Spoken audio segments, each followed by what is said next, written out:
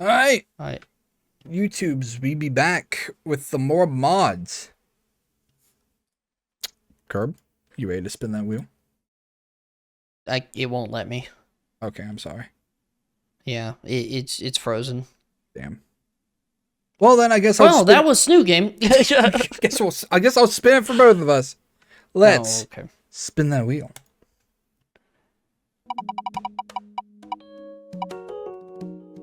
All right, Cafetorium. This is the third mod I mentioned in the preamble for this stream that I accidentally left out.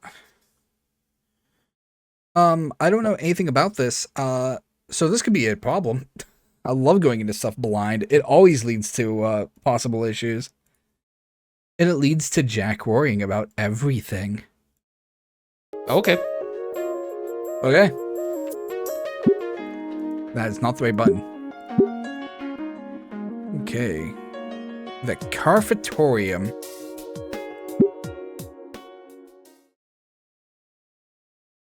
Yo,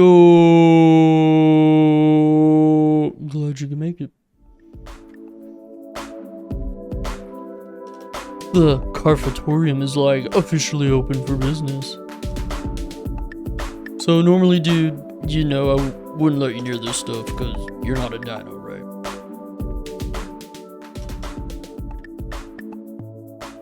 But check it, my uncle hooked me up with these botanicals that make it, like, good for humans too.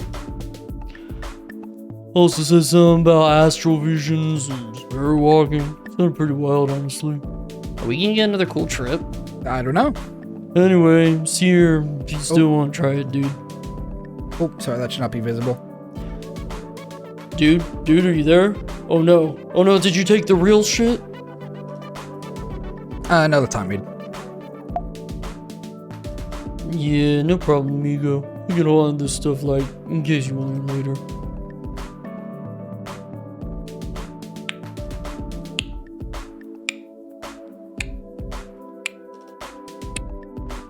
See you around. It just ends. Oh wait, we'll go ahead Hell and yeah. set now.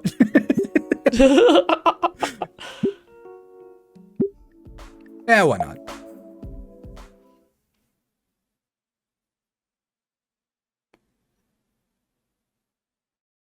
Oh, you can think about Naomi. Well, you gotta think about Fang first. Okay.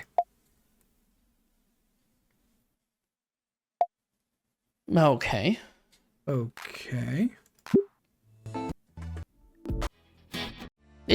It's just the rainbow?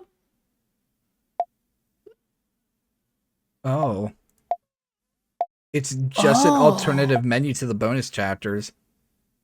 Oh. Okay. You back, dude? Nice. Hey, next time, bro, Yeah? try not to have a stiffy. Okay. Make sure you bring a notebook or something, in case you come up with some good lyrics, you know? Anyways, you're welcome back anytime, amigo. I am not stopping the recording. Yeah, we'll just spin the wheel. It could just get cut out. That, Yeah. Well, I mean, because we already did the bonus chapters, so there's no need. Okay, well, let's spin the wheel. Oh, wait, no, I gotta get the wheel up for Curb. All right, get the wheel up, but I gotta use the restroom real quick. Okay. Liquids are going through me. That is what they are meant to do. And I'll see why I'm starting to think, because when I downloaded all these mods, I got it off the Snoot archive off of Reddit, which is just, you know, a project that keeps, you know, that archives this all stuff. And they have descriptions for them all. And I'm starting to think, the three that I left out, I think I left out on purpose. So, but we did them. True to my word, we are doing every mod I can get my hands on. And I got my hands on that, so it counts. Put it on the list.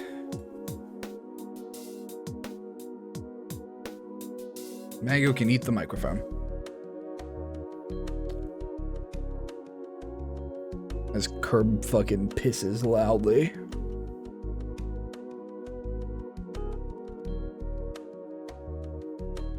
Yeah, we can. This is getting really small. Alright, I'm back. Alright. Spin it. Spin it? Spinning it. Yeah. Naomi Ma, Naomi Ma, Naomi Ma, Naomi Ma, Naomi Ma. Rosamond! The Guardian of Rose. Rosamond! Rosa. Rosamond!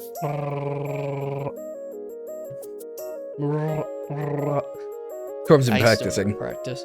Yeah, I gotta practice. I finally learned how to roll my R's. Rosamond. Now it's time to date Rosa. The Guardian of Rosa. Riddle. Riddle? That's it, mod's over. Do I get to be Anon? If you're gonna be Rosa, I can't do a Rosa voice. We'll see. You are better, Rosa. We'll see how this goes. Alright. But I'm okay with that if it's literally just those two mostly. Okay. The fog is thick this morning as I make the trek to Volcano High, silently cursing Trish. It's Saturday today. I'd be cursing Trish after all that too. Instead of getting some quality shitposting in, I've got another date with the gardening club. Seems Trish didn't like how close I was getting to her little band, and decided to rat me out to Spears for more torrenting. I haven't used a VPN this time. Damn that little purple pain in the ass, ruining my perfectly good weekend just for a little revenge. Sighing, I pull my jacket closer around me. Part of me knows that I'm not mad at missing my shitposting time, even if it is prime Euro hours right now. Today, Fang and I had made plans to hang out a bit. She said she was going to expose me to some good music, something about a record store she liked. Reed was going to come along too, so at least Fang had some company today, but our text back this morning seems pretty bummed. Maybe I can make it up to her.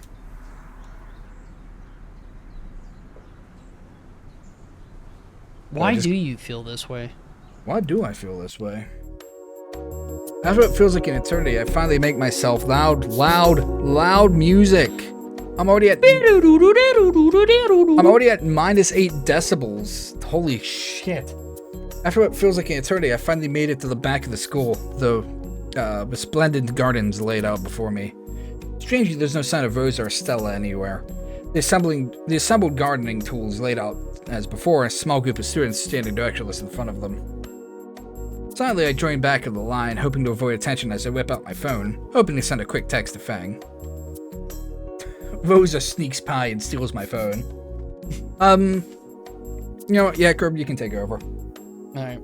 Before I can finish, Rosa comes storming out of the school, hurrying over. It's not like her to be late to these campus beautification projects, and something seems to have upset her.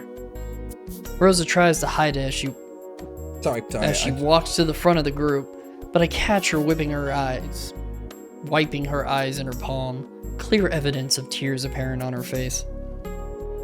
So sorry, everyone. I was dealing with some things.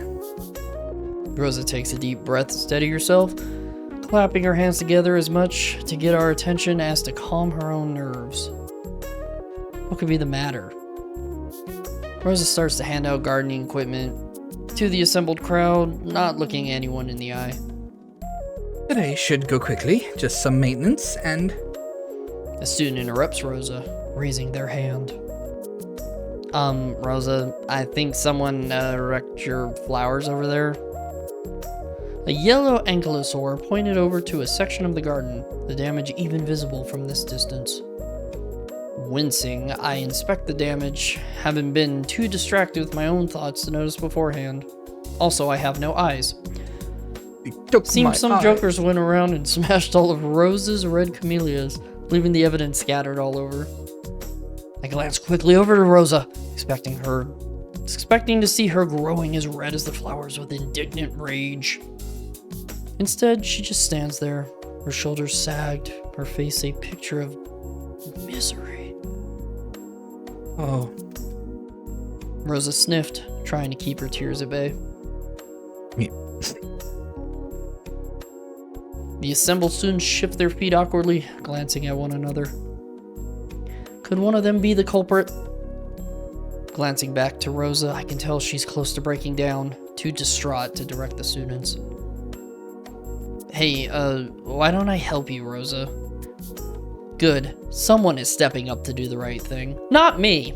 Yeah. I'm a shit. I refuse to. Wait. That someone is me. The words, someone leaving my mouth before I know what I'm doing. For some reason, an image of Principal Spears flashes in my mind as I think about what I just said. He's all caked up. Yeah. The other students turn to stare at me, their surprise evident on their faces. I want me. Mamia, Rosa. Rosa glances towards me, wiping another tear away as she shoots me a sad smile. Rosa, mi amor. Gracias, Zenon. Okay, everyone else? Those weeds and vines want to clean themselves. Go, rapido. Ow. Rosa seems to regain a little composure as she shoos the rest of the students to their chores, leaving me standing there alone with Rosa. Taking another steadying breath, Rosa hands me a trowel before collecting her own bag of tools, the both of us setting off over to clean up the damaged flowers. Oh, Anon, you're the only tool I need. Oh, Rosa. You didn't need to do that, Anon. Rosa. Ah, La Sentio, something in my eyes today. Scrubbing an arm across her eyes, Rosa laughs slightly, trying to hide her embarrassment. Ugh. Watching her out of the corner of my eye, I mumble something non-committal in response, trying to notice how puffy Rosa's eyes are. Don't you look into my eyes, Anon. I'm looking! I can't! I have no eyes. If you won't stop looking at my eyes, then I shall take yours. We just turned this into a novella. From the looks of them, she's had something in her eyes all morning. Is it allergy season? A part of my knows I shouldn't pry, but something else, a much larger part of me, is dying to make sure she's okay. Damn you, Spears. Rosa, are you okay today? You seem kinda... your eyes are... My words trail off under Rosa's intense stare as we walk across the pavement of the garden. It didn't even dawn on that this may not be something Rosa wanted to share with me. A total stranger she's only met like one time before. But before I can stammer out an apology, Rosa's eyes soften, a genuine smile spreading across her face. Oh, Nino, you're so sweet to ask. It's just... some things at home aren't so good, compadre. Oh, comprende. Comprende? I'm still having trouble saying words. Me too. Because, you're so used to how your tongue moves. Yeah. So, I have to slowly, say it and then try to move my tongue into the position to roll the R. Right. It's easier when it's something like Russian. Russian. Because it starts off with the Suke. Russian. Big Russian. Big Russian man. Big Russian man. With lovely babushka. Babushka. Yes, it's my babushka. Secret weapon is babushka. Secret but weapon. words like necromancer, because I heard the word necromancer, so I was like, it's hard to go neck and then Necromancer. Nico.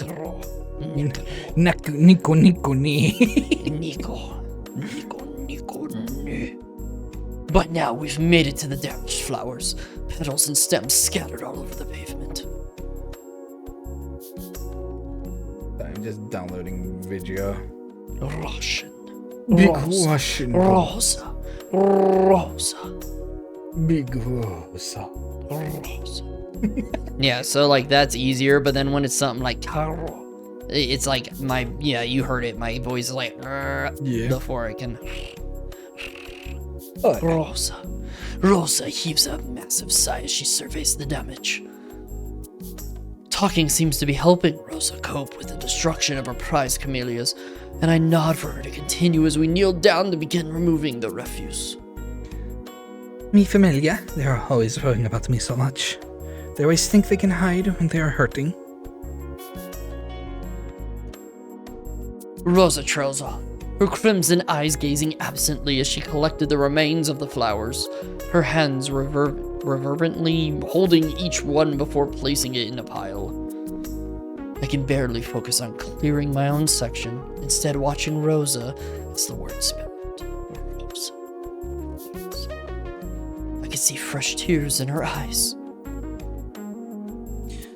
Mi madre, she's the worst. She thinks I don't notice how thin she is. Her hands shake when she's in the kitchen. A sudden sob cuts off the rest of Rosa's story. She already, hot tears are flowing down her face. I just want her to be okay, Anon. Oh, jeez. I'm ill-equipped to handle this level of real talk. My conversation skills much more attuned to flinging insults on a finished butter-churning encyclopedia. A faint memory of my original plan, made when I moved here, flashes across my mind as I move closer to Rosa. I put a hand on her shoulder gingerly, and Rosa takes my hand gladly in hers, giving it a squeeze. So much for keeping under the radar. Hey, Chum, don't touch. I'm sorry, Rosa. I'm so sorry. You will be. Before I know it, Rosa has her face buried in my chest, her body shaking with sobs as she holds onto my shoulders with her gloved hands. This close, I can smell her. A pleasant scent of sweat and earth, undercut with a sweet floral smell that must be her shampoo. I move my hands to her back awkwardly, trying to comfort.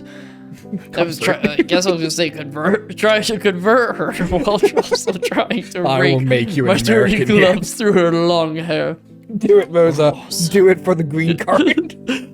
She's like, yeah, I got a ditch fang. Rosa, I love you. I can't help but notice Rosa really does have some beautiful hair. Uh-oh, alarms again. Those damned alarms. Rosa, if you ever want to, talk and stuff, I can give you my number and we can text or something. What the motherfucking do now? Hiccuping, Rosa pulls away from my chest and I can barely feel a wet spot where her face was pressed. Her horned snoot is wet with snot. Her mascara is leaving rivulets of black down her orange face. Let's not go back to snot. Her big crimson eyes are bloodshot and puffy from crying, shimmering with the tears as she glances up at me.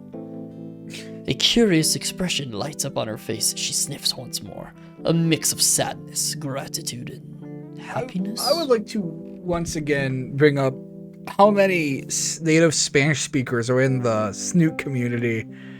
And I hope they're enjoying this. If any of you are watching, tell me how to roll my R's better. I hope you're just enjoying this, because we mean, no ill will of our stupid pronunciations. Me specifically. Yeah. Me specifically. I can barely speak English, dude. I'm going to butcher your language, and I hope that's okay. Rosa flashes me another sad smile, the alarms in my head cranking up the volume. Oh, and none, you chico tonto. If you wanted my number, you just had to ask. Rosa punctuates this with a small laugh, again scrubbing an arm across her eyes. Oh, look at me. Soy un dosetta. Let me get a tissue. Rosa turns to fumble around in her bag on her hands and knees, and I try my hardest not to notice just how nice Rosa's backside looks. I mean, is she Mexican or is she Spanish? We'll say Latina. I love my Latinas. I'm supposed to be consoling her, not checking her out. Withdrawing my small packet of tissues, Rosa turns back, using one to wipe her eyes as she catches her breath. I'm such a mess today. Why did the music just stop? I don't know. It's like, I'm such a mess today, and oh Dios mío, and on your shirt. Worry crosses Rosa's face as she points a gloved finger at my chest. Glancing down, I expected a few wet stains from Rosa's sobs. Nothing that major. Instead, her mascara has... What? Not gonna giggle. Her mascara has stained the front of my shirt, goopy black smears covering my chest.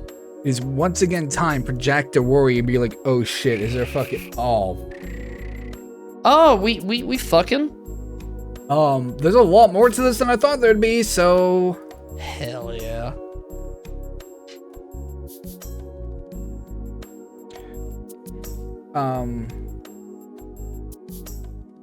We might be. We might be fucking. Oh, yeah. All of...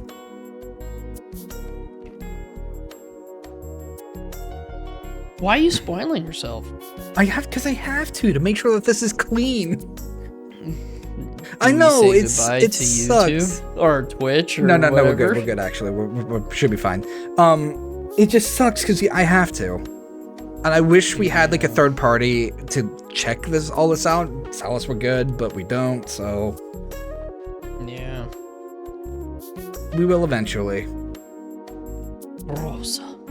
I believe any mods for Wani that we can get on Steam Workshop have to be age appropriate, so there's that.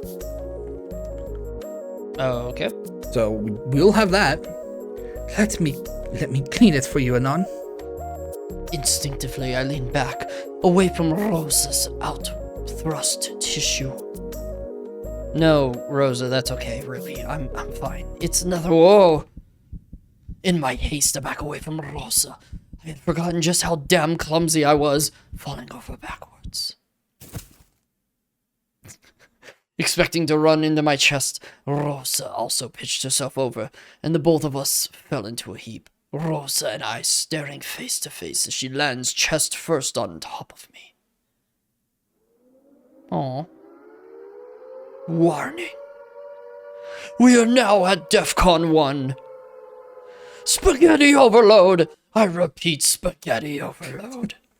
Sprawled there, it's all I can do to look at Rosa in the eye as she stares back at me, her bright crimson orbs locked into mine. Desperately, I try not to think about how well Rosa's chest cushioned her fall, about how her hair spilling over her face is framing her face perfectly, about how close her lips are to mine. The seconds seem to drag on into infinity as I lie there, Rosa on top of me, feeling her staccato heartbeat matching mine. I could feel my body start to relax slightly, feeling my mouth moving almost subconsciously toward Rosa's, watching through half-closed eyes as Rosa does the same. Uh-oh. Rosa's my friend. A friend. What about Fang? What about Fang? Yo, what about Fang? Hey, are you two okay? I wonder if it's Stella. My eyes snap open in an instant, the question immediately breaking the spell. I was thinking that. I was like, where is Stella in all this? The same ankylosaur from before standing above us, their eyebrows raised quizzically, a pair of shears held disinterested one hand. Rosa pushes herself up, a grunt escaping my lips as she drives her weight into my stomach. She hauls me up with ease, her powerful arms nearly pulling my own out of their sockets. I can see her face turning bright red, the heat coming off of mine, letting me know I match her shade for shade. At once we both blather something out, each of us talking over each other. I'm getting tired. I'm just gonna read it normally now. Hi. See, we were just... I just fell, and I needed some help getting up, and... Rosa just made sure I was okay. Our excuses die out as we stand there sheepishly, trying not to catch the other's eye. The ankylosaur just nods, a sly smile splitting their face as they turn back to their trimming. Awkward seconds tick by as I stand there trying to avoid Rosa's stare, surreptitiously glancing her way out of the corner of my eye. She looks a mess. An errant twig is caught in her hair, and her face is still streaked with mascara. But even as I glance at her, she does the same to me, the beginnings of a smile curling the corners of her mouth as she does so. Coughing, Rosa turns once again to her bag, her sudden bending over, driving my eyes straight up into the sky, my face reddening further. When she turns back, I can see she has her phone with her, a little red flower dangling from the strap. Can I get your number, Anon? Only if you send me sexy fucking pictures like Stella does. No chance in hell. She stammers as she holds her phone out to me, the smile she now sports making her face light up. Taking her phone with a shaky hand, I stammer out something as I punch my name and number into her phone, the default language being set to Spanish, making it take slightly longer. Sure, Rosa.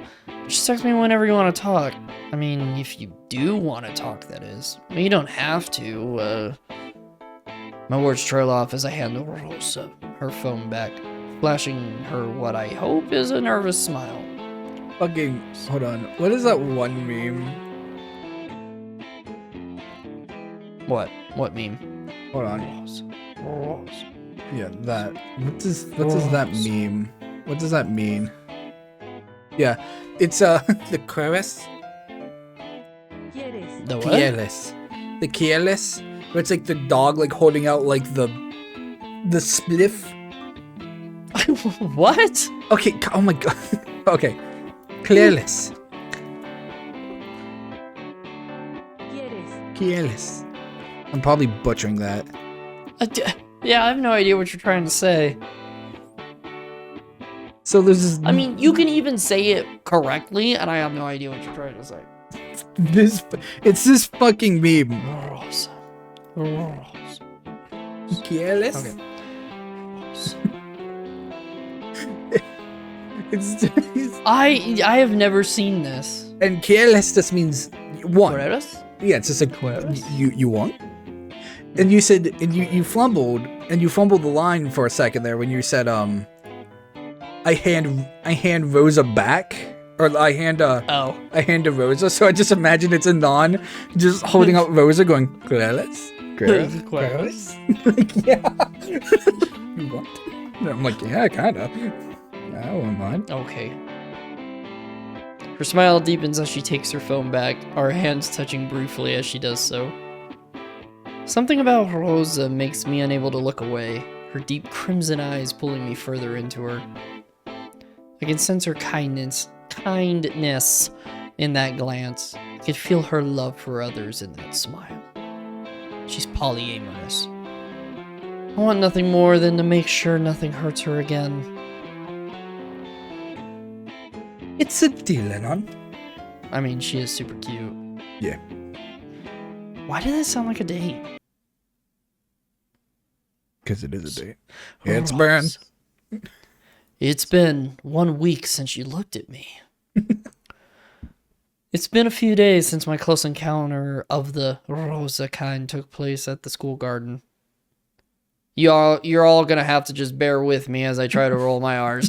I have to practice. He needs the practice. I need the practice. I've been feeling different ever since, like something inside of me is slowly filling up with something. Any tension that may have arisen from Fang deciding they want to play guitar instead of bass seems to have evaporated, and the band has been in a frenzy practicing with renewed vigor. Yeah, fuck you, Fang. Your story doesn't matter to us anymore. We got Latinas.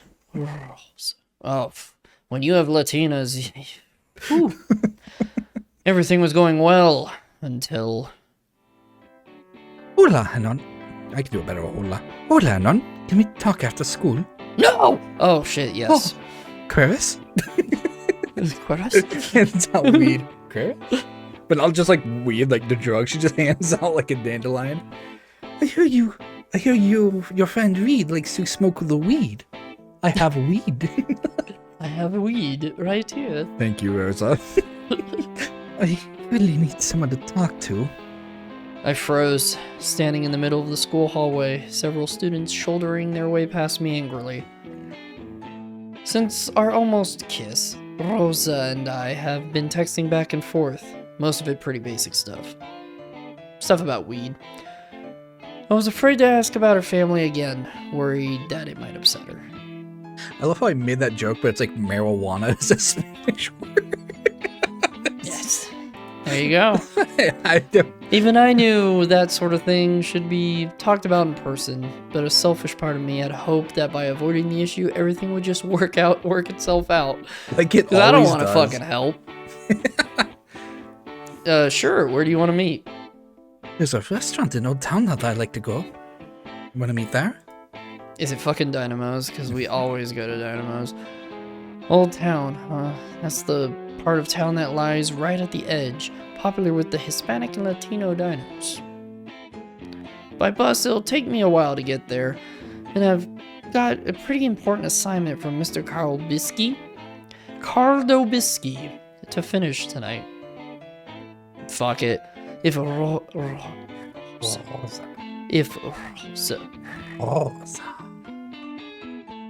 Rosa needs to talk to someone, it's gotta be important. I'll be there. Oh, gracias, Anon. I'll send you the address. Looking forward to it. Correves? Correves? Later that day. And I end up needing to take 2 buses to make it to the address Rosa texted me. Or texted. My mind racing as the Volcadria streets rushed by, unseen. I kept telling myself to relax, that Rosa just needed someone to talk to. Probably about her mother. I don't think she told anyone else about that, not even Stella, so it was natural to confide in me, right? I mean, it wasn't a date or anything. I was just getting some food. With a girl. Who I almost kissed the other week. I really wish those alarms would shut up. The sun had warmed up considerably as I walked the streets of Old Town. A sudden early spring heat wave caused me to sweat profusely. I tried to ignore the odd looks passers-by kept shooting me. It kept snooting me. Stop snooting me. Tried to ignore the odd looks passers-by kept snooting me. It's pretty rare for a human to be in Old Town alone, let alone one who was as white as I was. Hurrying along, I finally made it to the place Rosa mentioned. An old brick taqueria?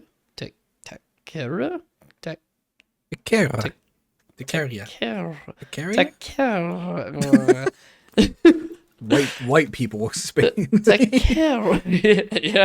Yeah. And I mean, I live in the fucking Southwest. Hold on. Taqueria. Oh, it's taqueria? Taqueria. Taqueria. A half a dozen or small plastic tables and chairs set up around the entrance. A poorly painted depiction of a Dino Ball Z character towers on one side of the building. A muscle-bound Saurian, his golden crest bristling with energy. Get it, Goku. Pulling my phone out to let Rosa. Yeah, okay, I didn't read that wrong. Pulling out my phone to let Rosa, I'm here. I pause to snap a picture of the faded yet surprisingly well-painted figure. Man, the boys on the Ethiopian knitting smoke signal system aren't going to believe this. Smoke signal? Is that the internet? That's a funny line. Evidence logged. I take one final look around for Rosa. Before suddenly, someone careens into my back, their powerful arms pinning my own to my side. She pins them. Rosa's a luchador. I mean, why not? And no, you are. Dios mío, you took your sweet time, Vego. My fear subsides as I notice that it's Rosa hugging me from behind.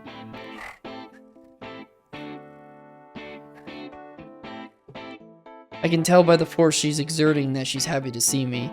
and the feeling of her ample bosom pressing against my back is making me very happy to see her. Ample bosom. Look out, that's some sexual content. So many honker-badonkers. Gonna have to content class that. Hey Twitch, why can't I content classify bad accents? That is a good question. Rosa spins me around by the shoulders until I'm facing her, flashing me a beaming smile before hugging me again, resting your head on my chest. Yo, suplex! Non, I'm really glad you're here. My arms wrap awkwardly around her back as I return the hug. Of course, Rosa. So, this place any good? No, it's utter trash. Does it have the beans?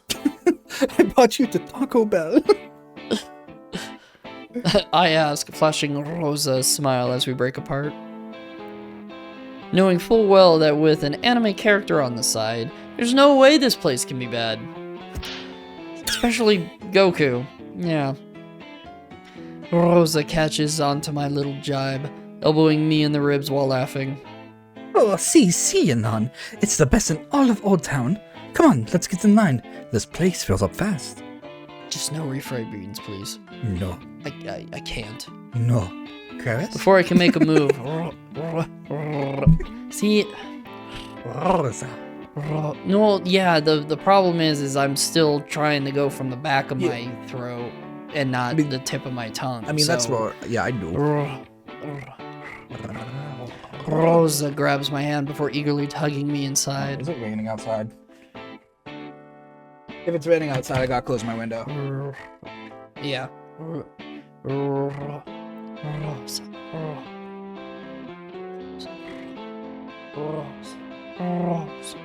Rosa. It is indeed raining outside. I can feel my heartbeat quicken as she takes my hand. Hear the alarm bells starting to sound in my head once more. I want you to know that I'm ready to go. The inside of that is cramped, with more tables taking up most of the space inside. And a menu lists what I assume is the food, the handwritten Spanish completely incomprehensible to me. True to Rosa's word, a line has already started to form, a few customers glancing back at us as we take our spots at the end of the line. So, how's the...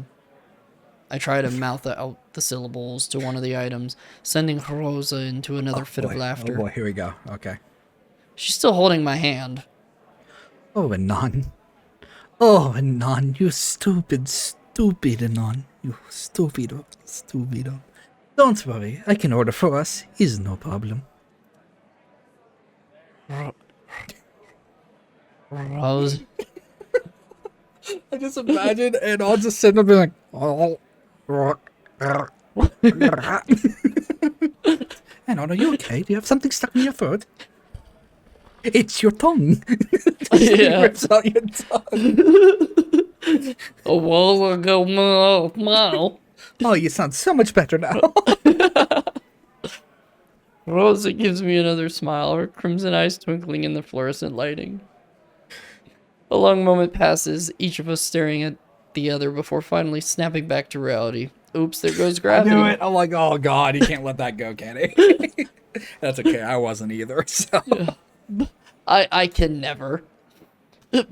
Blushing, Rosa drops my hand, quickly crossing her arms beneath her breast as she attempts to hide her embarrassment. I thought I was gonna have to make me pronounce something. It's like, oh good, here we go. We make small talk for the rest of the way about our classes, how the garden is doing. As we share with each other, I realize just how nice hanging out with Rosa is. She's cute and funny, twirling her hair around one finger as she listens to me talk, equally at ease, talking about herself as she is about asking about me. Yeah, there. Life. I love how it's like, all these mods is just like, wow, my friends are actually very nice people and they're great to hang around. It's like, yeah, not. Yeah. It's because he's one-sided. Yeah. The only people who are cool to hang out with are people who give him something, and Yeah, the like- thing that they give them is the feelings. You don't Like- give me like the the feelings, facts. I don't want to hang out with you. Yeah, you don't make the PP go boing, I don't fucking want you. Somehow, she manages to pull more out of me than I've shared with even Fang. And the gang. Fang and the gang. Stories of my life and my parents coming out as naturally as any shitpost. Your parents came out, dude? Good for them. Congratulations. Yeah, good for them. Fucking clapper. For fucking Anon. The wait in line passes by in a flash, and one hurried order in Spanish later, Rosa and I take a seat outside, settling next to each other in the weather-worn plastic seats. So, Rosa, what did you want to talk about? When you texted, I mean. I've been dreading this question, but the longer I talked about my own family back home in Rock Bottom, the more I knew I had to ask. My suspicions are confirmed as Rosa's face falls, and I hate myself for how sad she looks now, resisting the urge to throw my arm around her to comfort her. Rosa heaves a heavy sigh before beginning to speak, using her fidget spinner. I was trying to make it make sense, and then they fell flat. Fidgeting with her bracelet as she does. It's me, Marjorie, Anon. She's driving me loco. All she says is, Rosa, when are you gonna finish school so you can help us at work? Rosa, why haven't you bought any nice boys home yet? My heart does another flutter jump at that, but I keep silent, letting Rosa vent out her frustrations. Rosa begins gesturing angrily with her hands as she goes on, waggling her finger at her imaginary mother. But when I ask her about her pain, offered help, it's just, no estimado problema. No es fucking gun. No es demasiado problema. I know something is wrong, but she won't let me in. Deflating a little. Stop making car engine noises. Huh? Anon, stop making car engine noises.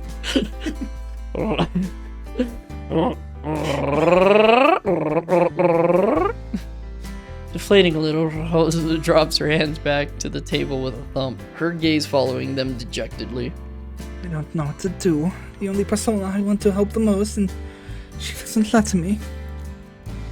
A lull appears in the conversation, and I know this is my moment to speak up. Don't fall for it, Mom. Hoping my palms aren't too sweaty, Mom Spaghetti, I reach over to take Rosa's hand, giving her a little squeeze of encouragement. Rosa, I'm sorry you have to go through with that. It sounds harsh. But you can't force these things. You can't make people let you in. You have to let them let you in, you know? Like vampires. Believe in the me that believes in you. Yeah. I stumble over my words as Rosa looks up at me, her beautiful eyes shimmering with unshed tears. Her hand squeezes mine back. Maybe don't know what you're going through. Maybe no one's cared for me like this before, but I mean, I have a girlfriend technically, but what I mean is you're lucky to have someone who loves you like that. Maybe just by loving them back, that's enough, you know? Rosa is I was so good. Yeah. Rosa is silent as she stares up at me, clearly thinking of what I've just said. You have been very good. Like, I'm just like, fucking. I mean, I'm only doing this because I can't do a Rosa voice. You do it way better than I could ever. I mean, one day I hope, but today is not that day. Moments pass and I know well enough to shut up and be quiet, to let Rosa work out what she's feeling. Rosa breaks the silence at last, her voice catching lightly. Slightly. You do have people who care about you, Anon. It is me. Suddenly, Rosa pulls her hand out of mine, reaching up to take either side of my face. She gores my nose. Her face rises to meet mine as she pulls me down, planting a mouth on mine in a kiss. Warning. Warning, warning. We are now being smooched by a cutie Latino dino. I am so taken aback. It's all I can do for a second just to let Rosa kiss me. It's awkward at first, her beaky snoot making it difficult for her to get her lips on mine properly. But then my surprise fades and I kiss her back. A slow, soft kiss that seems to go on forever. My eyes close, letting me fall into the kiss entirely, until it's all I can feel, wanting with all my heart for it to never end. All thought is banished by my kiss, or by the kiss, replaced entirely with Rosa. Beautiful, loving, sweet Rosa. I think I'm Catholic now. That is how it finally works. break apart. It's like a virus. Yeah, that's how we convert. We finally break apart, our lips clinging together for a split second before we settle back, eyes opening.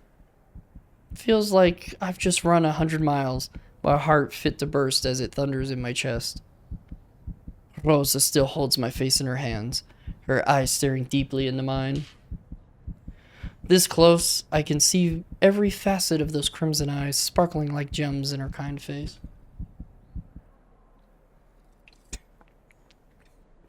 I want to pull out Anon's teeth. I want to pull out. Just use a condom, dude. I just want to, like, reach into Anon's mouth and just, like, slowly pull each tooth out of his fucking face. Why? Oh, it's just his shit-eating grin. I fucking hate it. The band. The band. A sudden grin splits Rosa's face, and I find myself sporting one equally as large.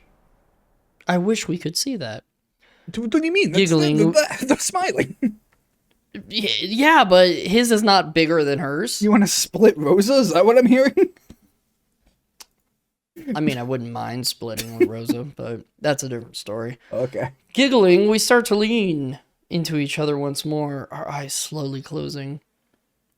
The second kiss is as sweet as the first, and yet there's an intensity behind it, as if some unspoken agreement has passed between us, and the kiss is the means by which we seal the deal. This time I take Rosa's face in my hands as well, making sure to scrub them on my jeans beforehand. I do that too. Our second kiss lasts longer than the first, neither of us willing to break it off, but eventually Rosa pulls away, resting her forehead on mine. Oh, eso estaba bien. Wow, fucking stumbled that one. Oh, eso estaba bien, Anon. That was very, very nice. Rosa's whisper is nearly silent against the noise of the street, a quiet prayer uttered for only the two of us to hear. Moving her hands away from my face, she takes both of mine, holding them together between us as she sits back. I care about you, Anon. You are the estúpido Yumino that makes me feel like the persistent Ninita in the world. The The prettiest Nina. And I like that. Rosa flashes another of her smiles, the one that fills her whole face with joy. Too bad I can't get some until we're married. I like that a lot. The rest of the day passes by in a blur. The moon eclipses the sun, and everything goes dark. Food was finally brought out. Oh, wait, what? Wait, there's what? I thought this was after they ate. Yeah, I have no idea. Rosa have ordered the both of us a selection of her favorite tacos. Oh, man, I could go with some street tacos right now.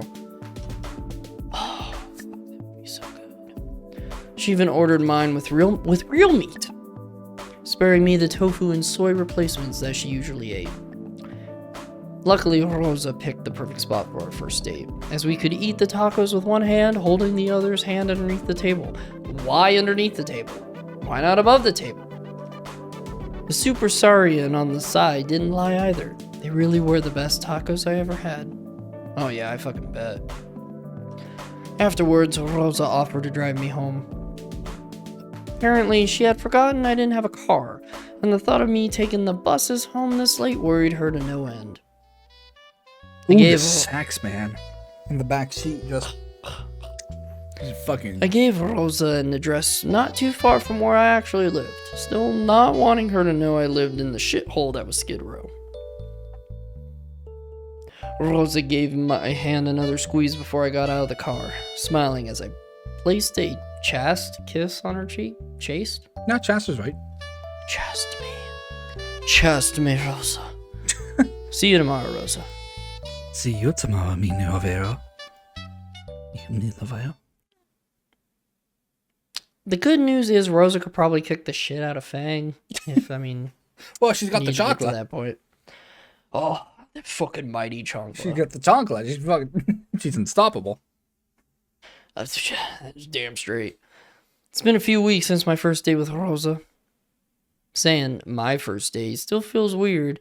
It's something I never imagined I would accomplish. I thought I was dating Fang, but... No.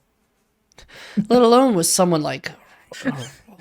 Or Fang. Fang needs like someone to like change her entire life for her, or well, to help her see that she needs to. And fucking every girl and sometimes guy in this school is like stealing him away from her.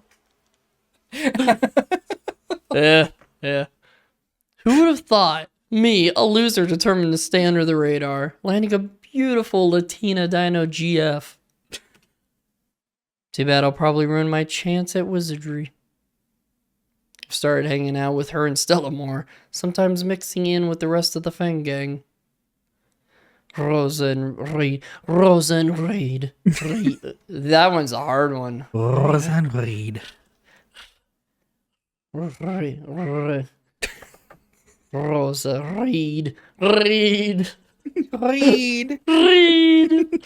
Rosa and Reed. That's a different mod. That's what I'm saying. It's a new vowel. I'm not used to the E's yet. Oh no. Reed. Hit it off right off the bat. Turns out the guy knows a thing or two about growing plants. Really? You would not. Even Stella was getting along. Oh my god, stop being an ass to Stella. After I forbid her from talking about anime all the time. Oh, shut the fuck up, piece of shit. Fucking A. My ex was Latina and loved anime more than me, so fuck you. I mean, yeah, they had the Super Saurian on the side of the restaurant. That's a sign of a nice location. Pieces of shit. I worked too hard to hide my power level just to let her come in and blow it. Oh, she'll come in and blow it, all right. She will. You'll get more out of Stella than you will Rosa. Where's my rim shot button? Yeah. I don't know. Is there? Yeah, I do have a rim shot button. Kurt has one too. Yeah. It's just literally a part of the Discord sounds. Oh yeah, that's right.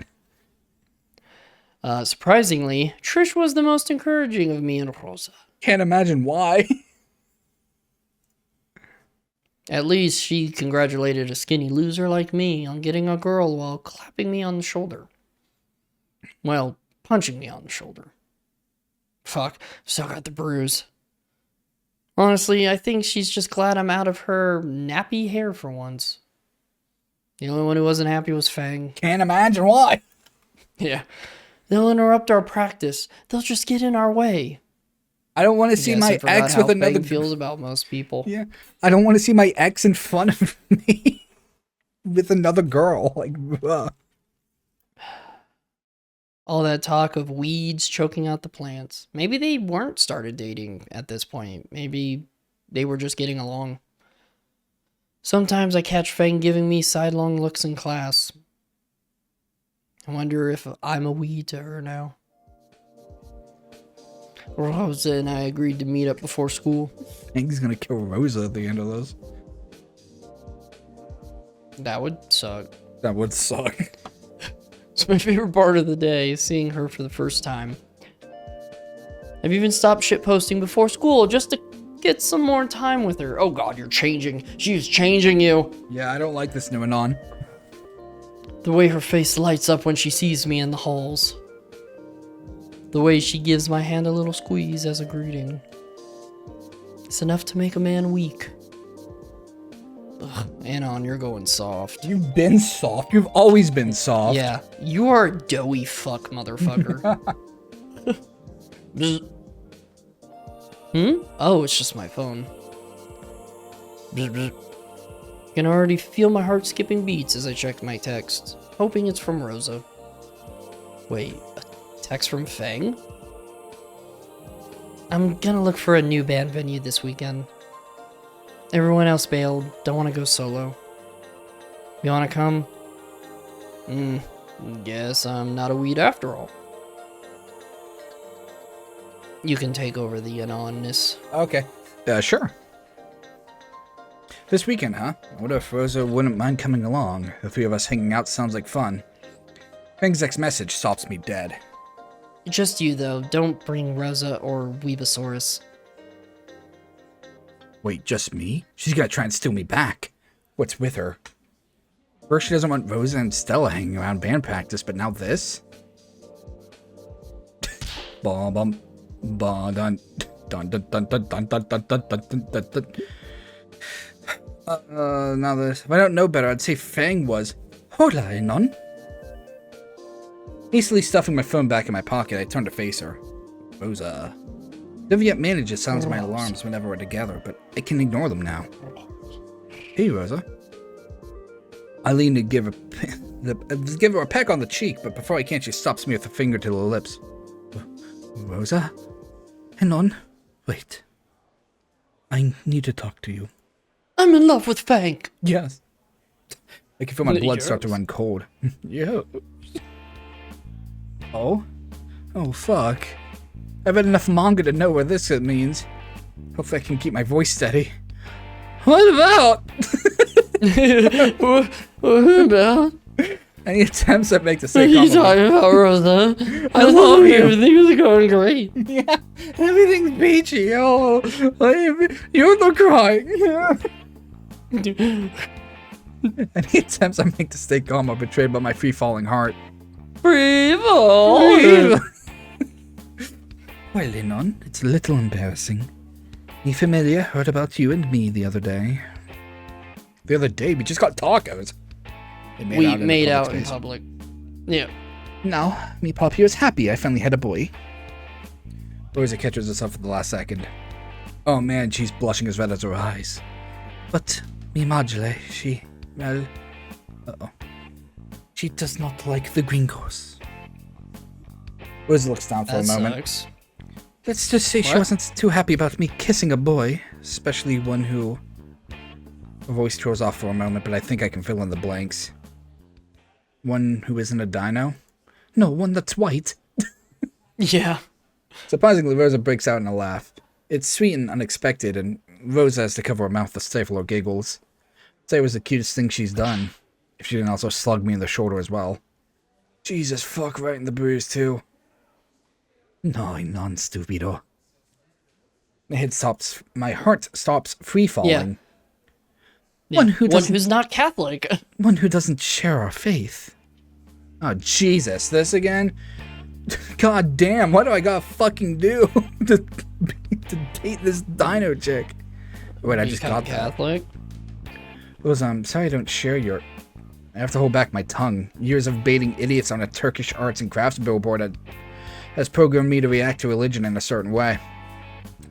Your belief? Is that going to be a problem? I let my gaze fall to my feet, envisioning the best relationship I've ever had fall apart because I didn't believe in a magic dino in the sky. Magic dino in the sky. And on. Rosa takes a step closer to me. Slowly she touches my chin, pulling my eyes to meet hers. Her crimson eyes twinkle in the fluorescent light of the hall, her face a picture of concern. Anon, I don't want this to end. I like you, Anon, a lot. I'm sure if I could just take you to see me, Madre, you would all get along. The idea of meeting a woman who can so easily sway someone like Rosa is not someone I want to dwell on. But right now, she's... Rosa's face falters for a moment. That's right, her mom's health. Here I'm worrying about if I can be together, and Rosa's probably worrying if her mom is going to be okay. I feel like a dick. I used the lull in our conversation to take Rosa's hand in mine, giving it a little squeeze. Rosa, I don't want this to end either. If it would help, I guess I could, I don't know. What is it that good old Christian diners do? Go to church or something with you? Take me to church. Nailed it.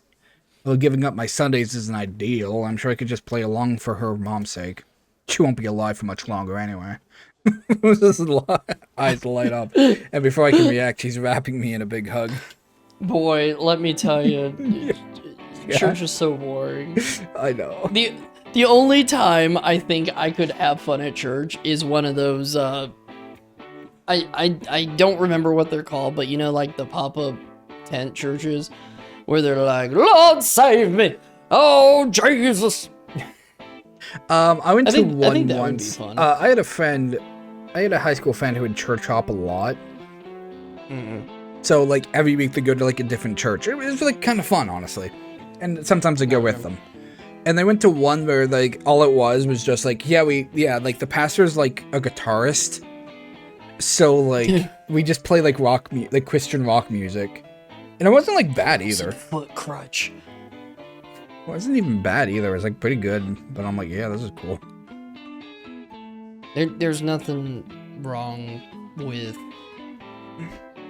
rock musicians who are Christian. No. But there is something wrong with Christian rock musicians. Jesus, I love you. You're not making Christianity better. You're just making rock music worse. I fucking love that fucking scene. Oh, a nun? That is so sweet. I'm sure Mipachi would understand if you just gave it a chance. She stops before squeezing all the life out of me. Suddenly very aware we're standing very close together, our faces just inches apart. And that means I get to spend more time with you. My heart starts doing acrobatics again. Something I always wanted to do. Rosa bites the corner of her lip, her hand still lingering on my lower back. All I need to do is lean in and... Damn. No The fucking... magical bell. No kissing after the bell. The school bell breaks the spell of the cacophony of noise. Fuck. Talk blocked by the clock. Clock block. Clock block. Laughing, Rosa gives my hand a squeeze, adjusting the straps of her bag with her other hand. If I didn't know better, I'd say she was blushing too. I guess we'll have to see each other sometime. I'll text you in class later, okay? I squeeze her hand in response. Yeah, sounds good, Rosa. Rosa turns away with a smile, leaving me standing awkwardly in the middle of the hallway. Guess I've got to add going to church to the list of things I've never thought I would be doing. I don't know which is more unbelievable, that or the fact that I'm going with the girl. Rosa and I texted for the entire day. It was Friday, so most classes weren't giving out homework anyways. I fucking wish.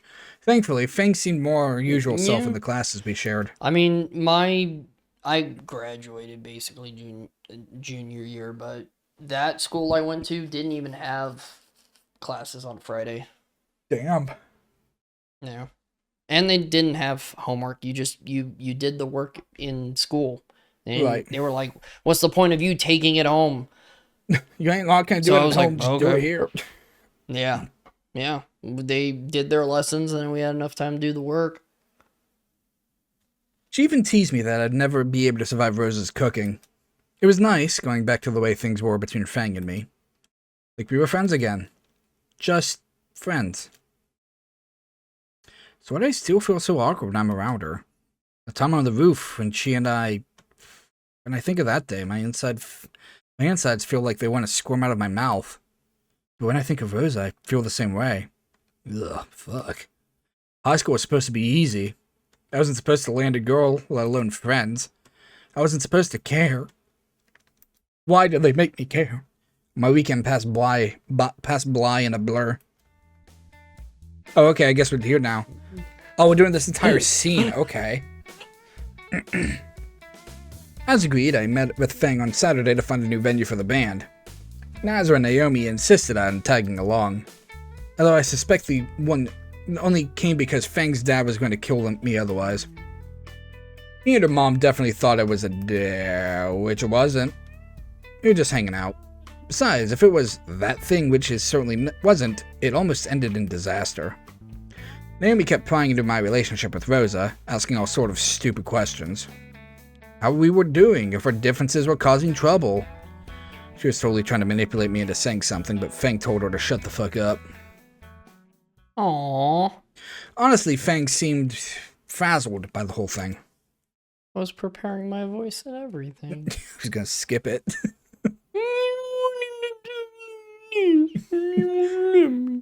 By the time we found a place to play, Dino Mo's, her would-be uncle's pizza's place, I thought Fang was going to choke Naomi with her own tongue. Fang barely said goodbye to me that night, mumbling her thanks as her dad practically slammed the door in my face. Sunday wasn't much better either. Rosa's mom ended up being too sick to come to the service, so she and Rosa's dad stayed home. The chance to be alone with Rosa would have normally been a dream come true, except for the fact that I was entirely spent listening to an old bag of bones prattle on about made-up religious junk in Spanish. Longest 3 hours of my life. It was almost a relief when Monday came around. Rosa and I may not get to see each other much, well with her family, but at least at school we can spend some time together. Even if Stella happens to be there as well. Fucking rude. The three of us were eating lunch, the band having taken this time to practice. It was only a few days until the concert, so they were making the most of it. Rosa and I were holding hands underneath the table, a habit we picked up since our first date. Too bad it made eating impossible. I still worry that they're practicing too hard. I turned my attention away from the paradox of how one cuts one's lunch with one hand. It must be difficult practicing when no one wants to see. Rosa's voice trailed off. It was true, the band's first concert hadn't gone very well. Okay, it tanked. But surely they've improved, right? I chimed in, having abandoned all attempts to cut my steak with the cafeteria-issue spork knife hybrid. At least they aren't using that god-awful double bass setup. I mentally cringe, remembering when Reed whipped out his phone to show everyone a recording of Warm Drama's early days. Ouch. I'm sure they'll be fine. Rosa gives me a look, the same one she always does when I blaspheme in front of her. Still, Lennon, is there nothing we can do? Rosa, relax. Stella's overly cheerily voice came from beyond, between sips of some imported Japanese soda. When I pretend not to know. I did a tarot reading the other day, asking about their show. The results were very favorable.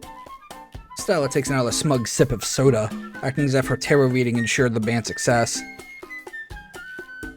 Rosa waggled her finger at Stella, a gesture she often did when Stella's tarot readings came up.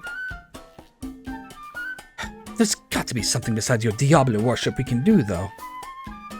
Maybe if we went around school, handing out invites and, recognize that tone. If I didn't step in, Rosa would have a plan to bring the entire school to the concert, and probably a church afterwards if only by guilt.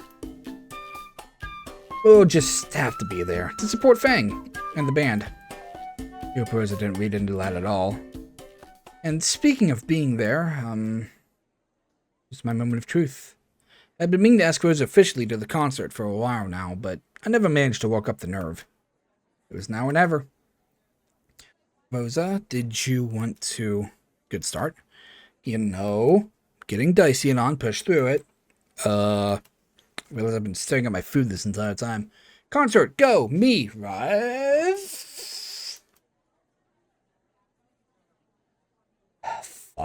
Fuck, abandoned ship, spaghetti overload. Glancing shyly at Rosa, I see she's got a big grin on her face. There you go, Curb. My favorite song. It's your favorite song. Nino, if I didn't know any better, I'd say you were asking me to go to the concert with you. She gives my hand a squeeze. At this rate, I want to face plant into my food. I'm sure with how hot my face feels, I could reheat the thing a bit. Jeez, was it that obvious? Rosa covers her mouth with a spare hand. Oh, no. No sé? Oh, no sé. When does the apostrophe mean a long vowel? So C? But that'll just be, oh, no, yes. It could be a different C. Okay. Oh, no, yes. I kind of like it. You're right, Oh, no, C's yes. C's with an I. Yeah. I swear to God, she's laughing. I just asked her out for Feng's concert and she's laughing. See, I'll go with you, Anon. I'm just glad you asked me before I asked you. Rosa's crimson eyes lock on with mine. Filled as always with the sweetest promises I could imagine. At once, she makes me feel silly for feeling nervous to ask her, and like I've got butterflies instead of intestines. Need to see a doctor about that. It's the date then. I hope she found my stammers endearing. So much for being a smooth operator. Are you dying? Yes. This will be my last date. But hey, she agreed to go out with me. I'm gonna rub this in my usually Brazilian pottery Usenet tonight. Oh, my God. My God, not your God. Your God is fake, mine is real. Oh, you shut the fuck up, Rosa. I swear to God, my God. I will fucking end you. I have the power of God and anime on my side. You think Stella worships Haruhi? I worship Haruhi, so why not? That's why I'm asking. I mean, there's plenty of anime gods you can worship. Yeah. An ear-splitting Mine just so happened to be Haruhi and sometimes Aqua. An ear-splitting scream from Stella interrupts the moment. You guys are so cute. One of these days, Stella, I'm gonna take your precious Pocky and... Where are you going away, Rosa? Rosa stammers, a blush spreading across her face. I think... Wait, I've got this super cute outfit you can borrow. You would look totally great on your miss. Gracias, Stella, but... I was gonna wear it, but then I realized I had actually already worn it on another date, and... I turn my attention back to my food, chuckling. What's the saying? Guys don't get between your girlfriend and her best friend, or something? Okay. Especially when it comes to clothes. Women, am I right? Huh. My girlfriend. It's kind of nice to say. The night of the concert approached quickly. I agreed to show up early to help set up. Rosa would have joined me, but Stella convinced her to come by later. Feng seemed pretty on edge the day before, going on and on about making sure the show is perfect. We agreed that too many people helped set up. A big setup would just end up slowing things down. I could tell the band was nervous. Feng kept triple-checking everything, and Trish had hardly yelled at me tonight. Reed seemed the only relaxed one at first, until we found out he'd chugged the entire contents of his thermos beforehand. Despite all this, the stage looked great, except for the trailing wires everywhere. I offered to fix them, but Reed assured me no one was going to trip on them. I guess I trust him. Guess I should make one final check before joining the crowd. Feng was backstage, tuning her strings for the 100th time. Should probably try and ease her nerves. You know, if you keep playing with that, you'll go blind. She glances my way, flashing me a quick smile and an upraised middle finger. Her cocky attitude is betrayed by the way she's practically strangling the neck with her guitar. Is that what your mom always told you, dweeb? No, she said my palms would grow hairy, actually. I held my hands out to her, palms up. But I'm a good little Christian boy. No hair on these babies. Feng favors my bad joke with a snort. Or your mom was full of shit. Her eyes seem to unfocus slightly. Anon, do you think we're ready to play again, I mean? I offer her a supportive smile. Of course, you've been practicing like mad and you've improved immensely. Feng rolls her eyes. That sounded like an insult to me. How? I gave her her own middle finger in response.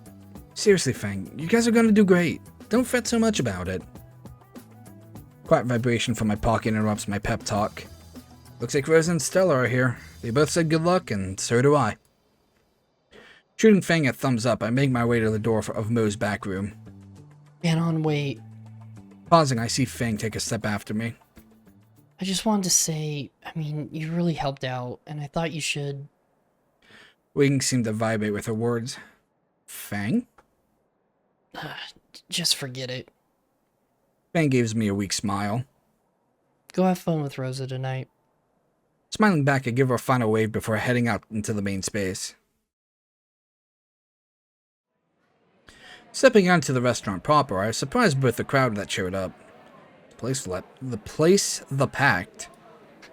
Throngs of people crowded. The packed. Throngs of people crowded most of the available space. Mo and Reed had cleared all the tables to the sides, making a little mosh pit in front of the stage that was already buzzing with anticipation. Scanning the room, I finally caught a glimpse of Stella's green space buns near the back of the crowd. Space buns. Anon, this place looks great. Why is my Opie shirt backwards? Because it's just the image reversed. They do not plan for these. Stella flashes me a big smile when I finally shoulder my way to her. When I shoulder check her. Apparently, whatever fancy outfit she had planned fell through, leaving her in a familiar white jean short combo. Wait, does she know what her shirt says? Yeah, it says Ayapo. Yeah, Ayapo. Ayapo. Just focusing on. Don't think how well Opie describes Stella and... Holy. Hola, Nun. My, this place looks great. Rosa had finally caught up to us, squeezing through the crowd. And oh my god. Which is your god, not Yes. Rosa's god. Yeah. Rosa's usual floral print dress was swapped out for the tight red spaghetti strap crop top and even tighter waist-high jeans. The top's plunging neckline did wonders to expose Rosa's expansive cleavage, while also exposing her deliciously toned abs. Her jean clung to her every curve, helped by her high-heeled pumps, and made her legs, and more, look amazing. She even sported a smoky gray eyeshadow and perfectly curved lashes. Inon? Rosa had even done something to her hair, making it twinkly in the light of the restaurant like stars. Inon? Jesus help me, but she's gorgeous. Stupido tanto. At once I snapped back to reality. Oops, there goes gravity. No what now? No smooth, Anon. You might as well have been panting like a cartoon dog. I say Anon likes your outfit, Rosa. Stella guffawed madly until Rosa shot her an evil look. Stella, I told you, this outfit is too much. Too... exposition. Coming down from whatever cloud I've ascended to, I realized that Rosa did look somewhat embarrassed. She kept tugging her too low neckline up to hide her bosom, and then pulling the bottom down to cover more of her stomach. I'm forgetting how to play the game. This is not what you wear out in public, Stella, and I think you look amazing, Rosa. The sexy Latina stopped her speech halfway in surprise. Even in the dim light of the restaurant, I could see Rosa's blush start to creep up to her face. I just imagine Rosa does a 180 and immediately trips Stella with her tail. Do you think so, Anon? It's not too tight or too short? No, it looks perfect. Rosa, I am a guy. Yeah, you look great. Like Rosa, I am a guy. Yeah. Tight and short is what I like the best. It appeases the monkey brain. And I am monkey. Monkey. There was an awkward beat where Rosa and I made moony eyes at each other while Stella watched with barely disguised mischief. Well, Rosa, I think I see my boyfriend over here, so I'm gonna go say hi. The green stego gave Rosa a hug, one that I probably would need to have a cold shower afterwards. You two have fun, okay? With a wink in my pushes through him. Oh! With a wink in my direction, Stella headed back through the crowd, where an enormous shark-like dinosaur scooped her into his arms. Wait, isn't that the guy, the captain of the football team? I love how he was really chill. And I love how it's always the same dude. Yeah. I mean, the dude's cool. He was, I don't have a problem with him. He was like fine I in said, the he was bonus super chapters. chill. Yeah. Like, you know, you always have your first impressions just from looking at him, and then dude's just like, yeah, I'm just kind of chilling, you know. That's actually kind of funny. The captain of my high school football team was the chillest, nicest person. I mean, I believe it. Just literally, he would like literally talk to everyone, and he would always be there to help anyone in need. And he was just such a nice guy, and I just hope he's doing okay. I don't know him, so yes. Yeah. And on, it's good to see you. You saw me yesterday. Back room, 5 minutes. I hadn't noticed Rosa sliding up to me, the press of the crowd herding us closer together. Yeah, it's good to see you too, Rosa. I was careful to keep my lower half away from Rosa as we hugged. Me too, man. I have to like fucking be like, no. Yeah, you guys are weird. Any touch of a girl and I'm like, fuck. Why? Yeah, why can't you guys just keep it down? Because Time and place. Because I'm a goddamn emotional mess. I am touch starved. So literally the slightest glance of anything, I'm like, I am touch starved too, but I don't just immediately fucking like someone touch me. Oh, I am rock hard. Well, I'm sorry. Oh, Jesus, this is going to be a long, hard night. So, did everything go okay with the setup? Rosa and I fell into some small chit-chat as we waited for the band to come on stage. I tried to keep my eyes on her face, but it was too difficult in these circumstances. So I just took my face off. Mercifully, a cheer from the crowd drew our attention back to the stage. The members of Verm Drama were taking their places, Trish and Fang giving their guitars one final look over as they did so. Without any warning, the trio launched into the first song of the set, eliciting a roar of approval from the crowd. The thrashing savagery of the band quickly drowned out all normal conversation, leaving the crowd to wordlessly cheer their approval while jumping and dancing in time with the music. Thrashing Savagery is a great band name. Turning back... I think of it more as a song. Yeah, okay. Turning back to Rosa, I get her attention while leaning over to shoot. The shout in her ear. You wanna dance? An eager nod from Rosa is all I need to take her by the hand closer to the stage. Before long, the two of us are jumping up and down like the rest of the crowd. Dancing beautifully. A glance over to Rosa reveals she's having... go. They're elegant. They are lighting up the dance floor. They are the dancing queen. Only 17. A glance over to Rosa reveals she's having fun, laughing and cheering the band on in rapid Spanish. The rhythm of our jumping is sending her breasts heaving up and down, and I have to struggle not to gawk. Yeah, too bad this game doesn't have boob physics. I swear they're gonna pop out at this rate. Let me check the files again. Oh, wait a minute. Rosa doesn't seem to care, though. She's too caught up in the music to notice. But not too caught up to notice me checking her out again.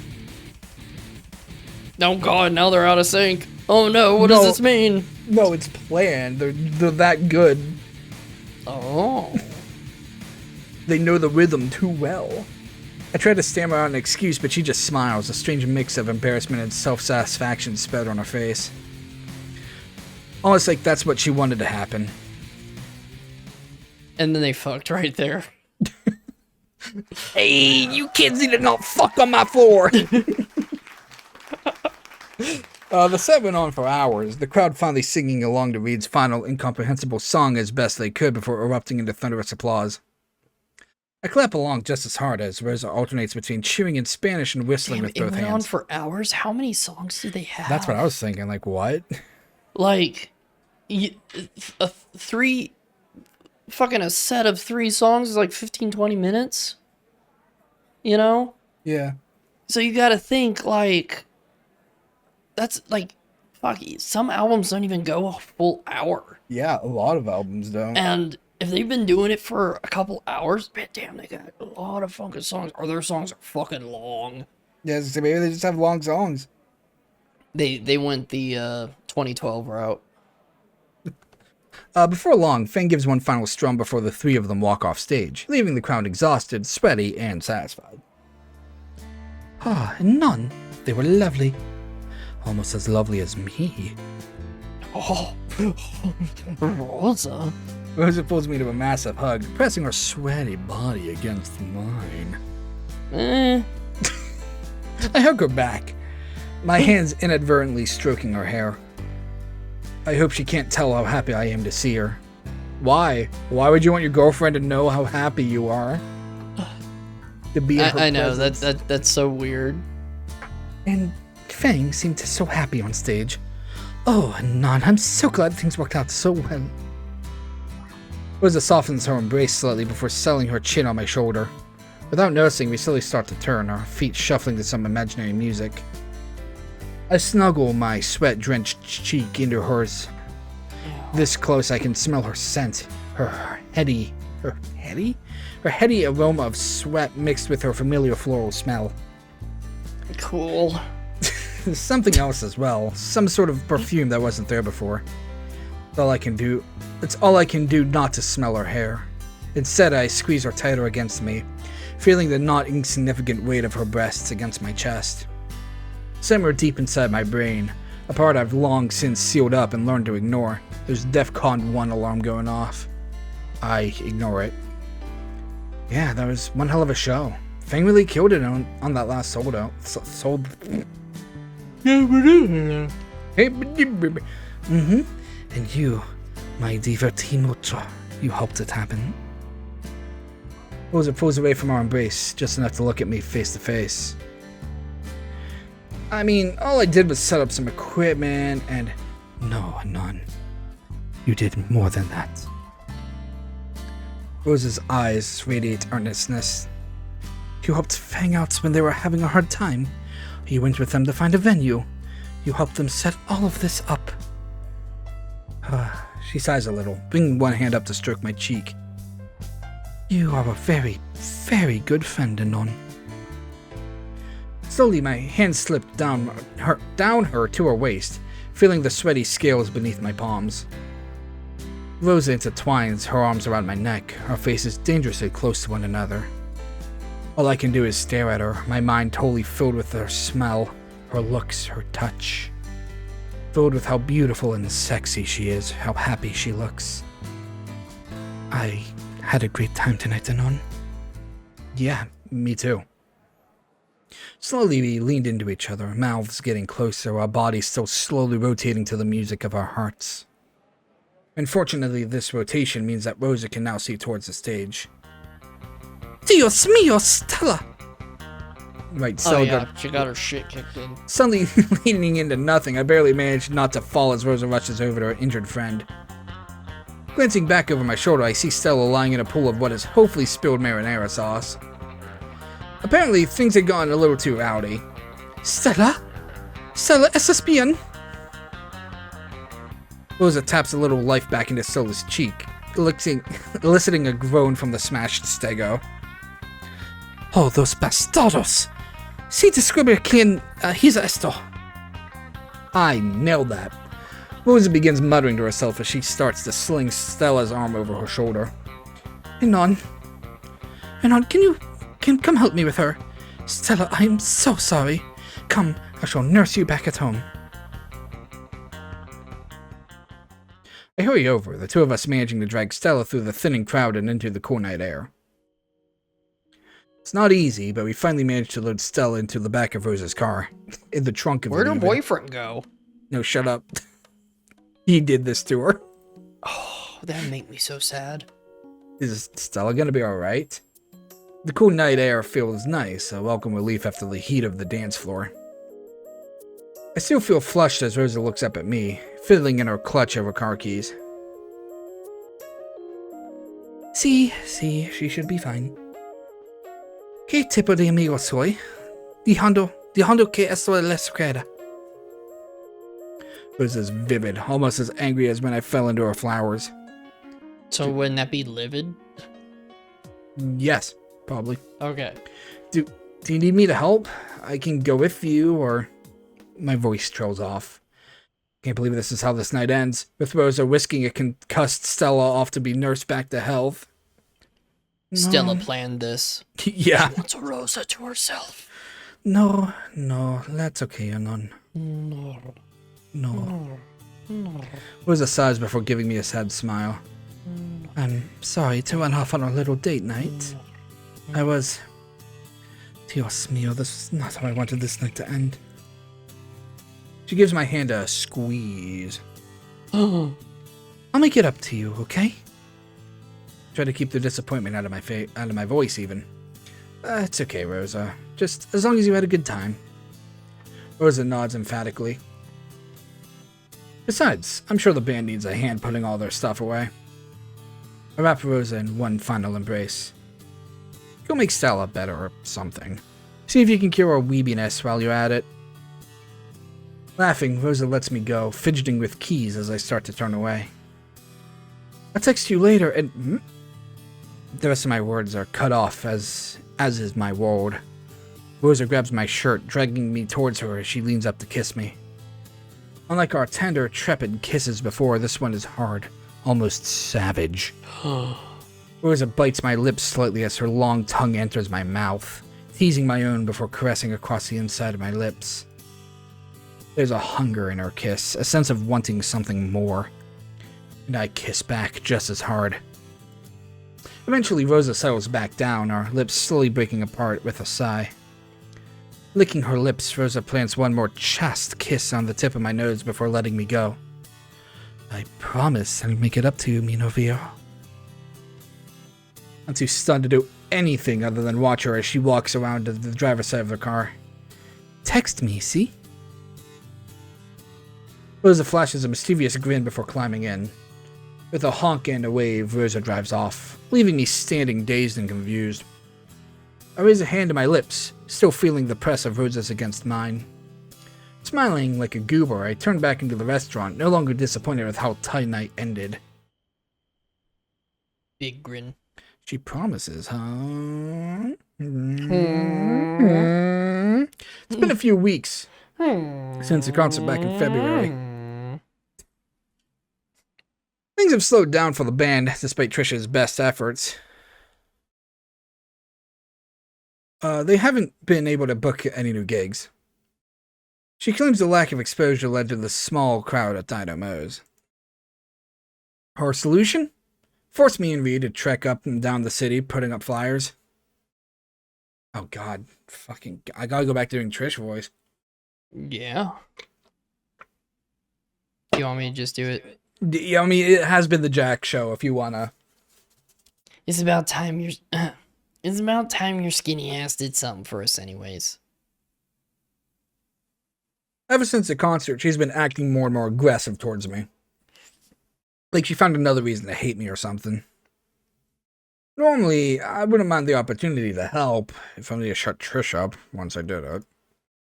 But it does mean I get a lot less time with Rosa. Finally halfway through these flyers. I watch idly as Reed finishes stapling a Worm Drama poster to the side of a telephone. Just one telephone. Yeah. He staples it to the side of a fucking landline and then sets it down on the ground like, finally done. It's a mishmash of shapes. The band's name barely legible against the green and purple background.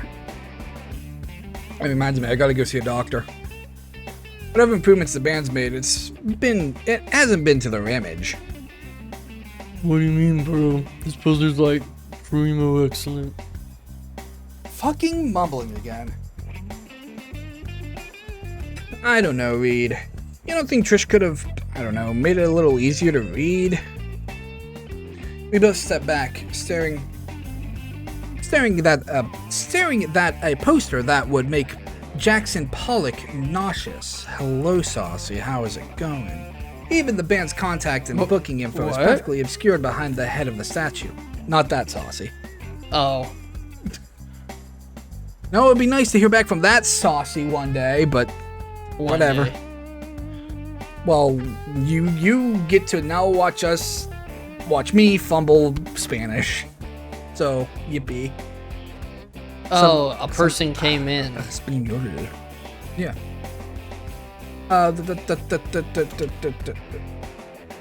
It's like a colorblind person with Parkinson's designed it. Nah, bro. Looks good to me. Well, come on in. Take a load off. It's okay. We haven't been doing much anyway. We did Trish stuff. We did Trish stuff, but it's not great Trish stuff.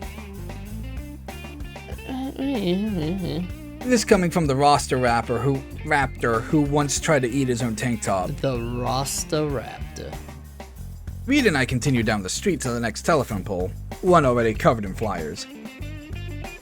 And why so many? We've been out here for hours now. Does she really think these are gonna get people to show up? I mean, Trish was fine. I'm happy. They had a daughter named Amy that was a demon. And I got Mango. Yeah. My Mango showed up. He is a mango. She cares about the band, bro. Means a lot to her. Reed leans back and admires his work. I don't have the heart to tell him the flyer is stapled upside down. Reed, how out are you? What? Besides, like, the sooner we hang up all these, the sooner we can, like, finish, right? Right? Groaning, I hand him another one. Clearly just pointing out what a waste of time this isn't going to work. Maybe I can try another angle. I just don't get why Trish gets to decide what the band does. Isn't it Fang's band anyways? Shouldn't she be the one who decides things, not Trish? I bet she'd agree these flyers are... Reed, don't you interrupt my line. I bet she'd agree these flyers were a waste of... Reed turns on me, his eyes suddenly serious. It's because of Fang that Trish suggested these, bro. Oh, where'd this come from? Reed's usual slurring of his words is gone, replaced by an icy cold intensity. You and Rosa have been hanging out a lot, and that's cool. I can dig a player trying to play. Reed, shut up. I'm not in the mood for more Karma Snoot tips. And you guys hang out and do, like, couple stuff and all that.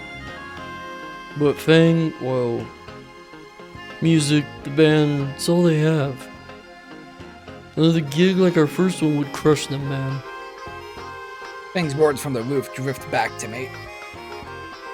Not once after all the hard work I put in the word dramas and whatever told me it was good. You didn't see how I was before, when it was just the three of us. Just the three of us. Just the three of us.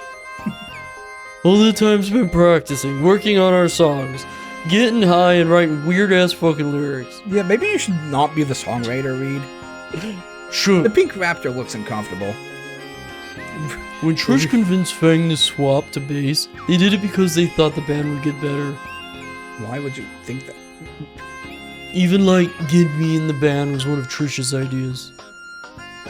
And when that first show tanked, I was so sad. Reed trails off for a moment. It broke my heart, man.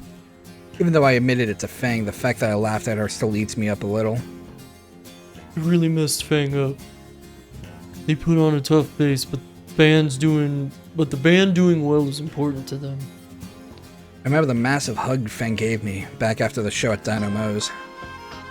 And to Trish, seeing Fang happy makes her happy. Wise words coming from a guy who just stapled a band flyer to a passing truck. Okay, that's kind of impressive. It's moving. Yeah. Like, it's gonna get around. The fuck you talking about, blank face? So that's why Trish does all this stuff. Flyers, the merchandise. It's all for Fang. It's all for her friend. Reed gives me a final Starts tearing up. I wish I had friends. All I have is hard drugs. Like, They never want to hang out with me anymore. Ever since I got into the fucking, whatever the fucking game is called. Lizards and something. Oh, Lore and Lizards or something like that. Lore and Lizards. Reed gives me a final stare before turning back to his stapling. Mulling over Reed's words, I silently pass Why him are up. you slowly, like... Shh, Reed out now. Just slowly creeping up on Reed. Mulling over Reed's words, I silently pass him up the next set of flyers. He's right. I have been spending time with Rosa. A lot of time. My girlfriend, even. The two of us are practically inseparable at school, spending all our time together at lunch and between classes.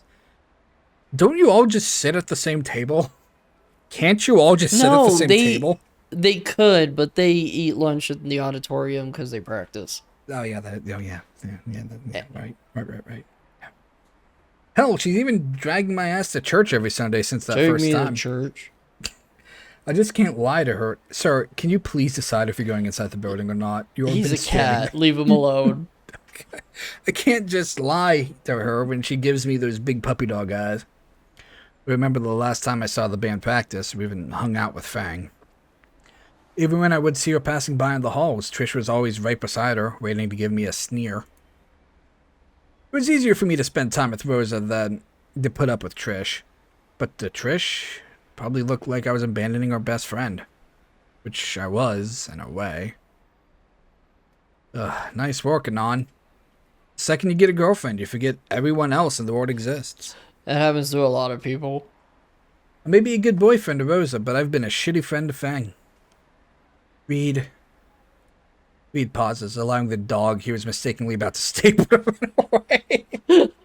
Reed, no. I mean, it would go places. No. Bro. Reed, maybe you're right. The fuck I know you mean? I'm fucking right. Yeah, the fuck you mean maybe? Yeah, what are you talking about? I was gonna do the best thing in the world and staple this flyer to a dog, and he would go around town and people would notice because the dog would be yelping. It was a fucking flawless plan, and you fucking ruined it. You ruined it. What the fuck you want, man? Staple the poster to Anon. Yeah. Anon, I think it's time for you to get a face. I've been spending a lot of time with Rosa and all. I take a sudden interest in the sidewalk. Admitting I was wrong isn't something I cherish. This is my usual... Oh, what the fuck? Azerbaijani? Yeah, Azerbaijani? Car importing billboard, I would just poorly Photoshop Reed into an open-mouthed plant protein enjoyer and win the argument. Okay. But here, I ended up ditching the band. I've been a shitty friend to Fang. To everyone, really. I'm sorry. Wait, we're friends? I have a friend. Did you hear that? Oh my god. He runs up to the cat fucking dino, not deciding. I have a friend. Dude's just like, the fuck are you? Pulls out a crack pipe. He's like, I don't need this anymore. Now I have a friend. Reed, He becomes Catholic. Reed, are you okay? Smiling, Reed shoots me a double volley of finger guns. Hey, no worries, bro. You and I have always been chill. That is not true. As he slides closer. Kiss me, Anon. This is the true route. I want to know what everyone loves about this. Reed leads in conspiratorially. But maybe, like, tell Fang sometime, huh? Gives me a wink. Sure, Reed. And thanks. Nodding. Oh, Reed that's right. Only tarot pussy for Reed. Yeah. He's into that tarot pussy. Nodding, Reed finishes stapling his current flyer to the wall of a passing clothes store.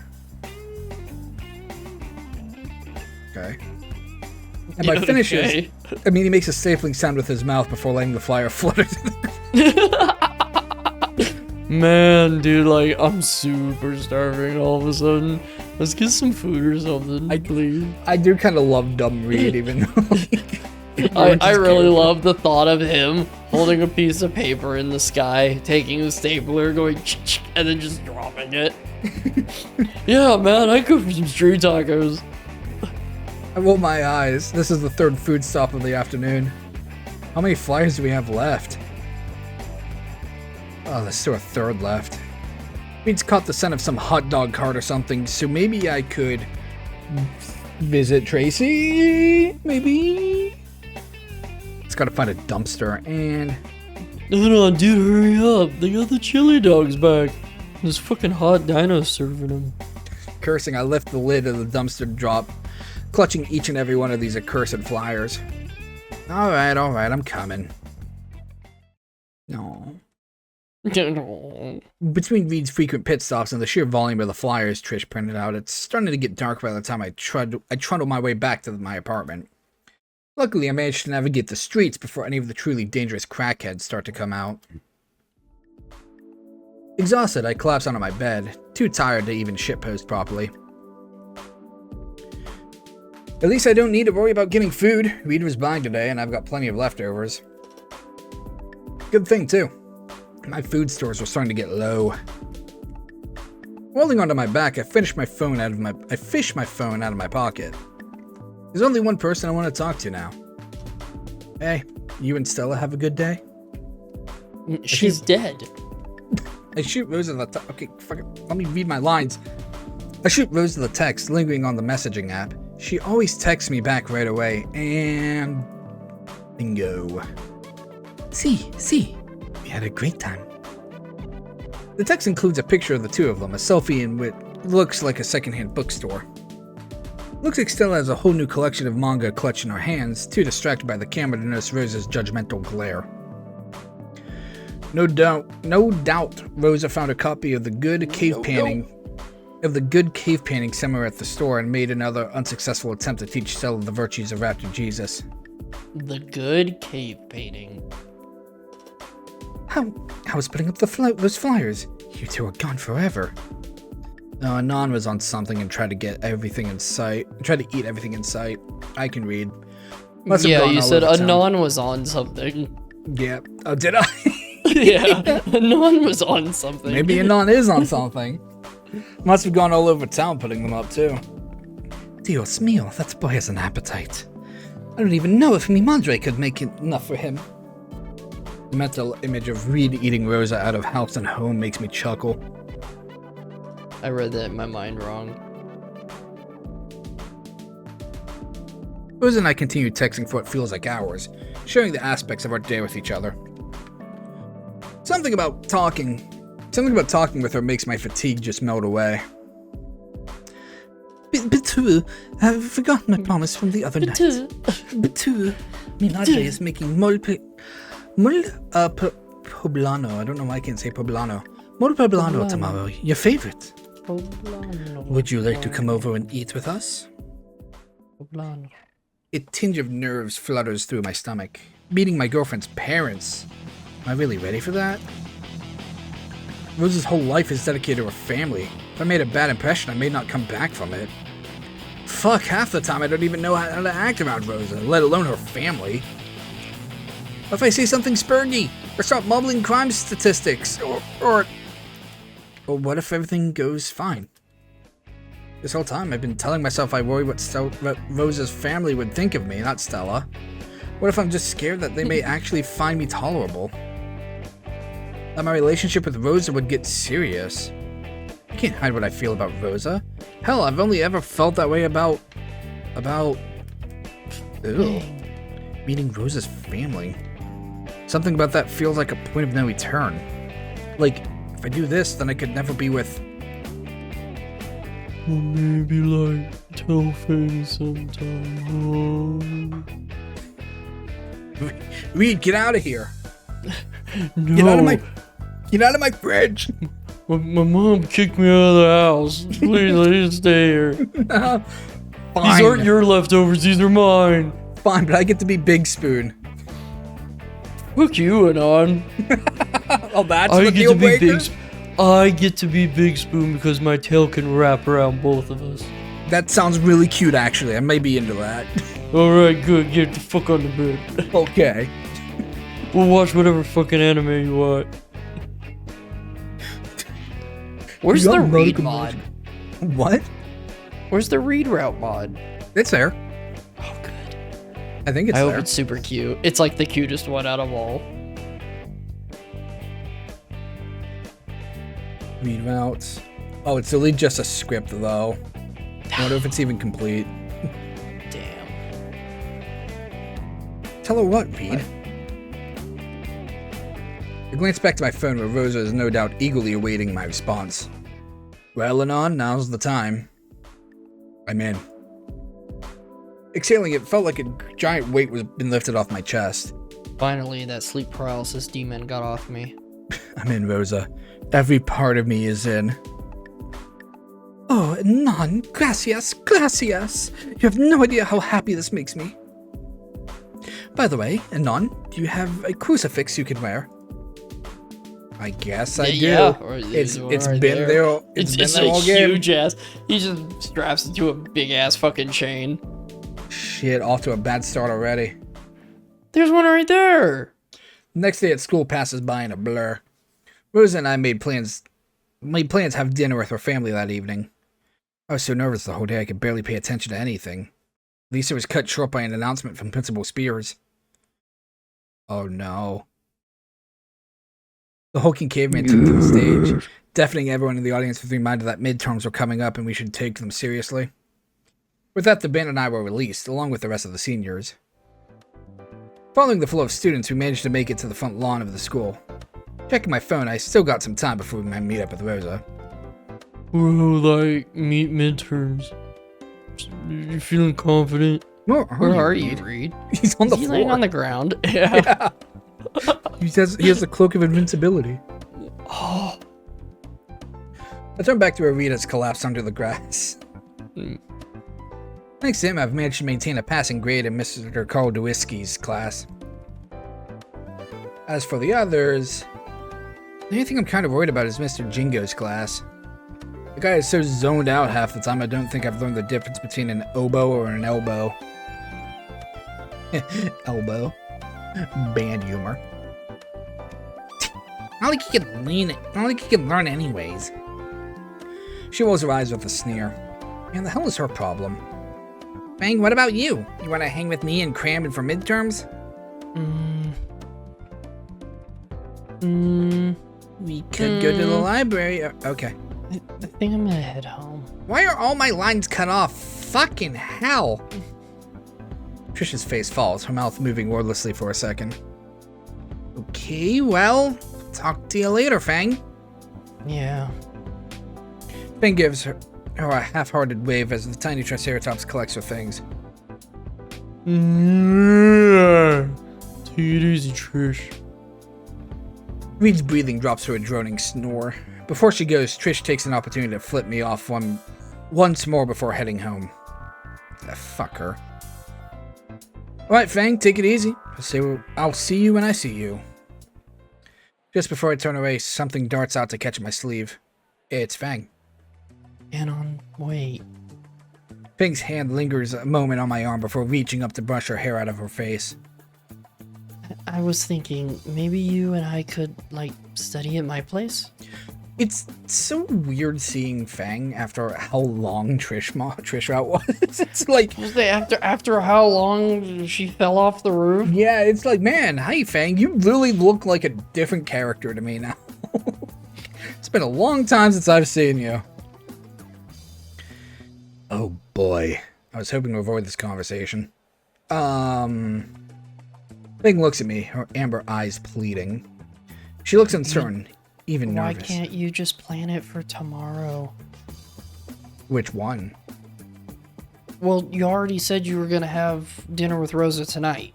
Yeah. So then you can hang with Fang tomorrow. Yeah.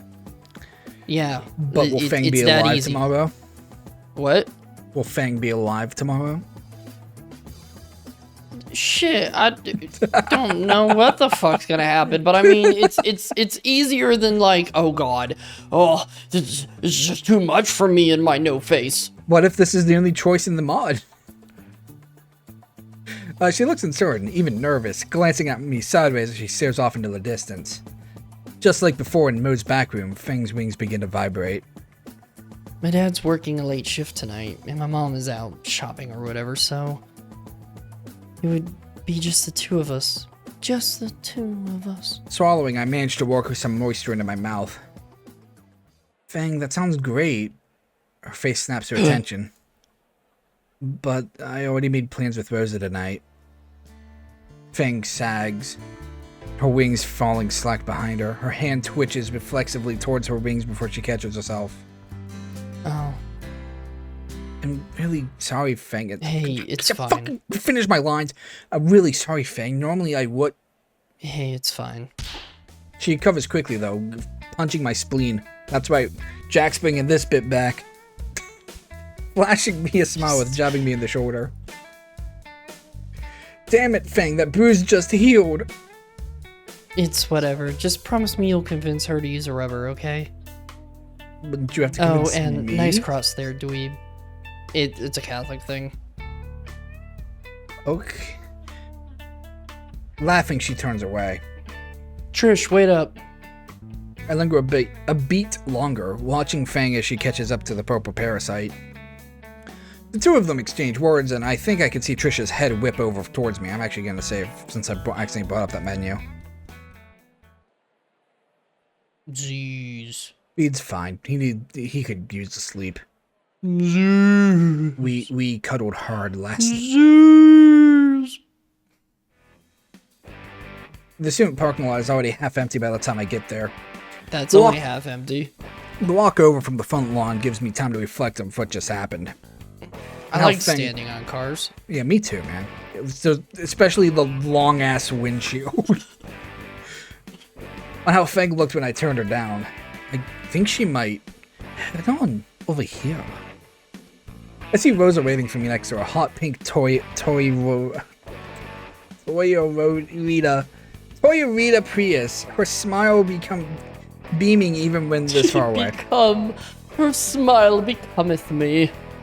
Waving back to her, I try and let Father, everything... Why are you not with mother? Who's this? The timeline is out of Religious bounds. dino. Father, please. You just fucking... I must be born. You just fucking Dr. Manhattan's Rosa. Now you can be with mother. Amy's scary, dude. I fucking love Amy. She is the sweetest, but it's just that voice. Father, please play hopscotch with me. I need someone to play pretty princess. Would you like some tea, Father? I will be Barbie and you will be Ken. Or you cannot. I try and let everything I was just thinking to fall away. It all feels like distraction when I see Rosa. Like some sort of obstacle I need to get over. Like this car I'm standing on. But He's just sliding off the windshield. The wipers are just smacking his feet. The guy's inside like honking the horn. Get the fuck off! Can I really be friends with Fang if I feel this way? Can we be friends if she feels... Ooh! Rosa nearly tackles me to the ground, meeting me halfway with a running hug. There's me, Novio. Come on, hop in. We're going to be late. The two of us fall into step, hands interlocking. So, Anon, are you ready? Toss my bag into Rosa's back seat before turning back to her. The orange, fucking Arcolops smiles at me, laying her hands on my chest. Is that what she is? I don't know. An What aqualops? the fuck's an Aqualops? That's not in... What the fuck? I guess. That's not an Ark Survival Evolved.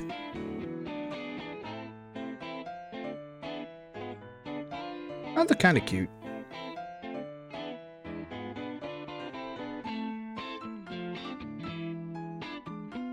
Okay. An aqualops.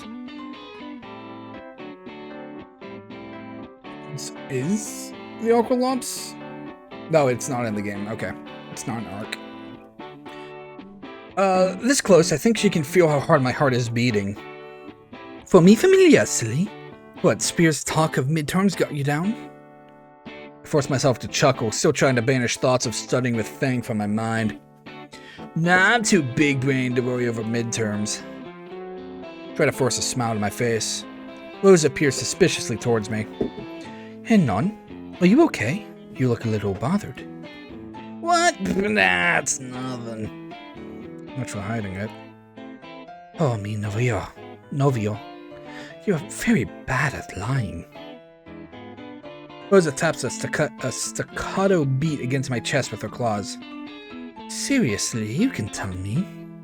Trust me. Your girlfriend. Trust. Your girlfriend. Trust only me. Father, you must trust her. Rosa's brainwashing the demon. This will be my new mother. She is too powerful. The power of Christ compels this child. No. We are making some like extended universe shit. Like there's like a demon child that like fucking can timeline travel. Why not? Yeah. Rosa turns to me, her eyes searching for every part of my face for a clue as to what's troubling me.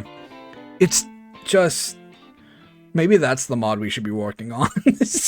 The Amy mod. Yeah, the mod that requires you to play almost every other mod and understand all the jokes. We use art from the NTR mod, and it's like, no. A part of me wants to not Stella, not Rosa either. Reed, well, I guess that's fine. We like Reed.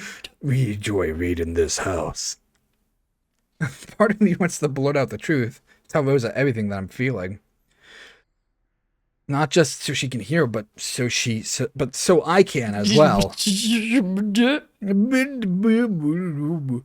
Taking a deep breath, I steel myself to tell her about me and Fang, about our friendship, I'm looking at Rosa. I felt the words die in my throat.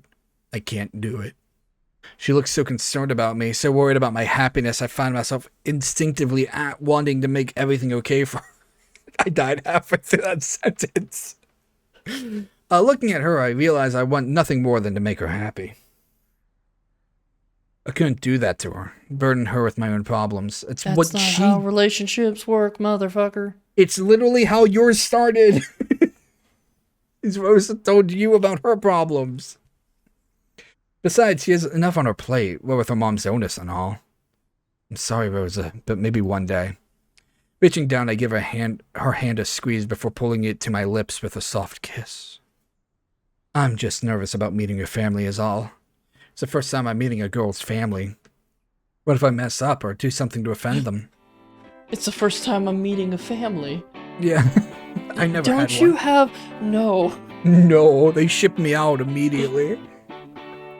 Laughing, it's Rosa's turn to pull my hands down for a kiss. Ah, none, you are so sweet. Stupido, but sweet. I'm sure mi familia will love you. All you have to do is be yourself. And by that I mean lie to them, you're Christian now. Catholic even. You won me over, didn't you? That is true. Somehow I was able to land someone as special as Rosa. By landing on her flowers. God. If I remember correctly, you fell on top of me, and Rosie gives a smack across the head, laughing. She donkey punches me. Hi. Donkey punches. No talking about that in front of mi familia.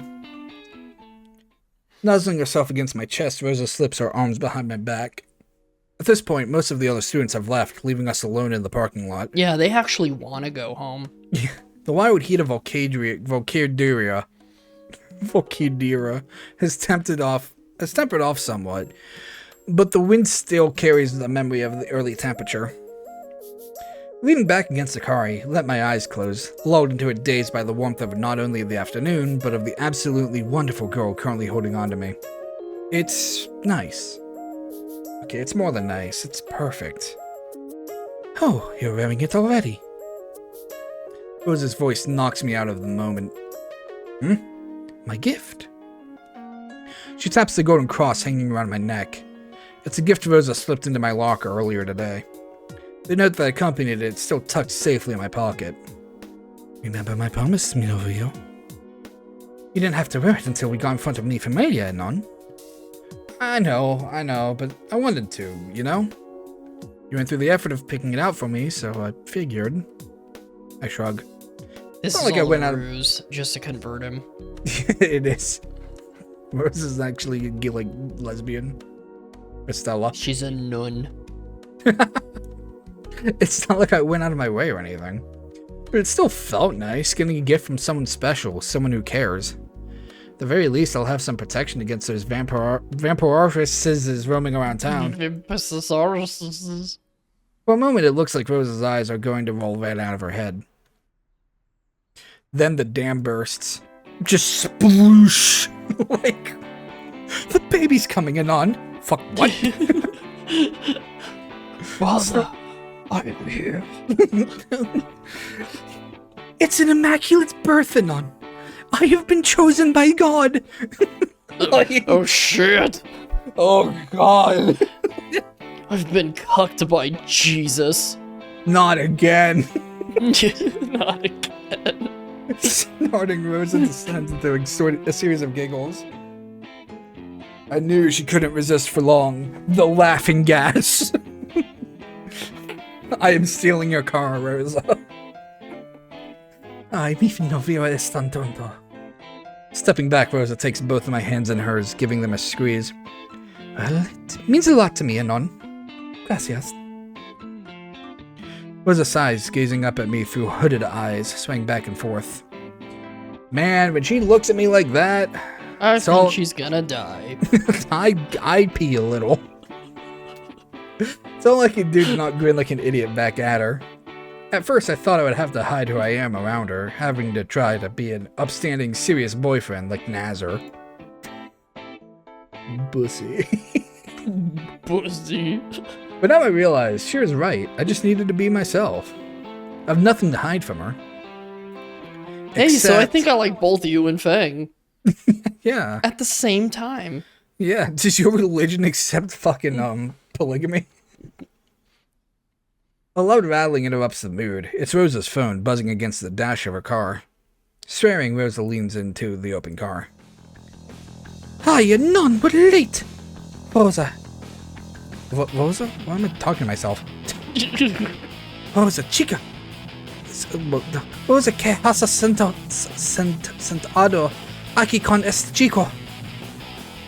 I mean, she could just be talking to herself. Rosa slides behind the wheel in a flash, with myself not much further behind it, her in the passenger side. I can barely manage to buckle myself in before Rosa tears out of the parking lot. That's not safe. Raptor, Jesus Christ, are all the dinos this bad of drivers? Yes. Hey, Miralo! The group of passing students dive for cover as Rosa cuts the corner. Jesus. Maybe I wouldn't have to meet her family after all. Just God. Because I'll be dead in a ditch on the way there. I'm glad Rosa gave me this cross when she did. It at least gives me something to pray over as I watch my life flash before my eyes. The drive out to Rosa's house is long, much longer than I expected. Oh shit, back in Pennsylvania, You're in I see. Italy. That too. The bustle of city slowly gives way to the neat order of the suburbs, which in turn yield their place to new patchwork of farms and ranch houses. My relatively short walk to school suddenly doesn't seem so bad. Can't believe Volcadria High is the closest school Rosa can get to. Oh, it's not. Mama wanted me to go there. Mama wanted. Yeah? It's not. Mama wanted me to go though. She said the schools out here are Bazura. Bazura? No.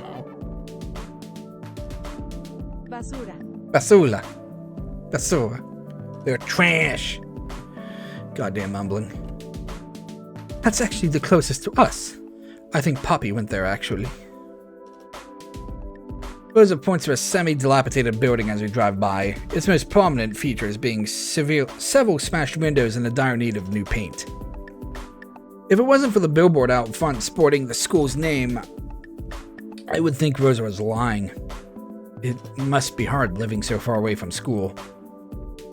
Rosa turns off the main street, passing onto a lowly, unmarked road. See. Sometimes it can be a pain. Especially when I'm late doing my hair or whatever. I peek over, watching as Rosa tussles her hair with her free hand. It's hard to believe she ever had a bad hair day in her life with how luscious those auburn locks are. Ay, and none. The hollow, you're making me blush. Sometimes, it pays the mumble. Chuckling, I point to my impeccable chrome dome. At least that's something I never have to worry about. Giggling, Rosa leans over to elbow me in the ribs and entertain us for a while by attempting to blind passing motorists with the reflection of my head. Eventually, Rosa pulls off yet again, this time passing through a wrought iron gate and onto a well-maintained gravel drive.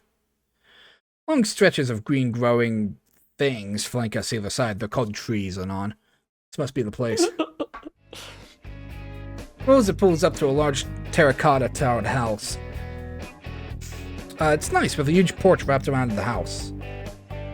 Parking outside a large barn are several work trucks, dirt splattered, and with several racks of tools in the back.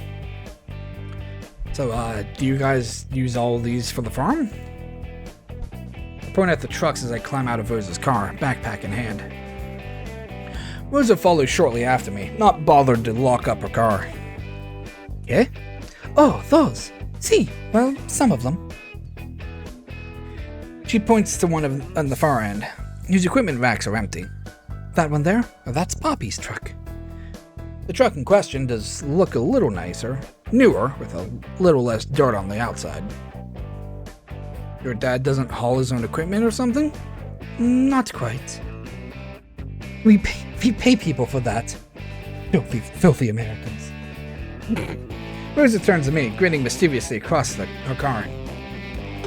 Mama just makes Poppy store his guns inside now. What little blood remains in my monitor bleached face fades. Relax, I'm just kidding. I sigh, They're resisting. still stored in the truck. Yeah. They're in the safe. Resisting the urge to mop my forehead. He still leaves them outside sometimes. Trying desperately to banish the image of a gun-toting Aquilops breaking down my door, I turn my back and gaze across the fields. So, changing the topic for no peculiar reason. Is this all your family farm? I jab a finger out toward the fields. Rosa joins me on the other side of the car, away from the house. The field comes nearly all the way out to the house, separately only by a well-kept yard and a pasture-style fence. Beyond that, though, they seem to stretch a pretty sizable distance. See, all 40 acres of it. Half of it we lease out to other farmers who need extra fields, or to companies during the off-season. I nod along, pretending to know what any of this means. Even after all this time spent in the gardening club, I still know nothing about growing things. Although I did grow that cool mushroom... I didn't click, what the fuck? Although I did grow that cool mushroom one time. On that one stalk that I now see why we skipped that. You know what? Never mind. Mama and Poppy. Mama and Poppy bought it when they got married. She giggles, sending my heartbeat quickening. I don't even think they had money for a house at first. That must have been an awkward wedding night. Rosa elbows me in the ribs again, a little less gently this time. Hey, none of that's campeando. Rosa settles down, leaning her head on my shoulder. It's not much compared to some other farms out here. Compared to some other farms? Taking the size of their field, it's hard to imagine this is a small operation. I help out Poppy when I can, weekends, or after school if my boyfriend doesn't make me late. I rest my head on hers, smelling the sweet smell of her hair.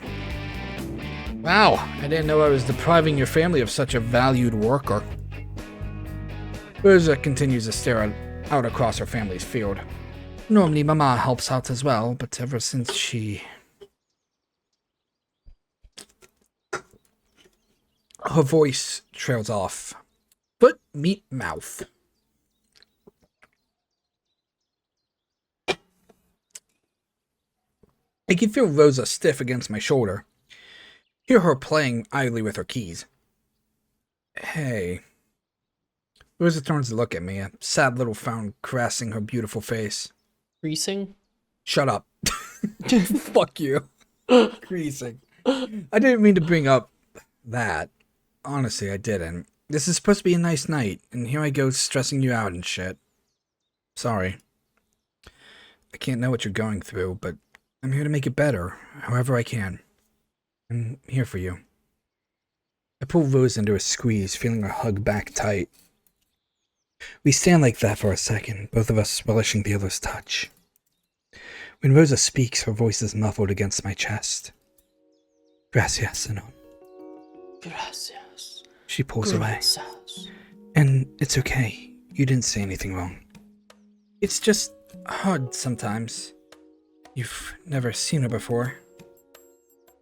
Rosa gestures vaguely in the air. Before she got the sick. 5G got to her. They built that fucking tower out in my fields. He's like, oh god. Oh no. Oh, Fang, no. Fang, can we still get together? Yo, Fang. Yo, back up, bitch. You good? Before she got sick, she's so different now. She slimmed down The so much. chemtrails, Anon. The chemtrails. Alex Jones told her so. Yeah. She slimmed down so much, and even the smallest things are difficult. Rosa throttles the air in frustration. If she just let me help her.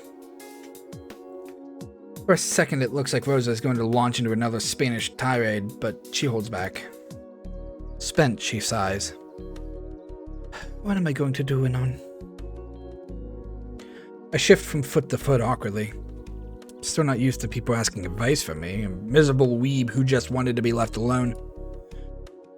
And now Rosa and Fang both look to me for help. On the roof, Fang just wanted to vent, but this is different. She wants answers this time. I can't intervene this time around. Jeez, what do I even say to her? Everything I can think of sounds so trite, so commonplace.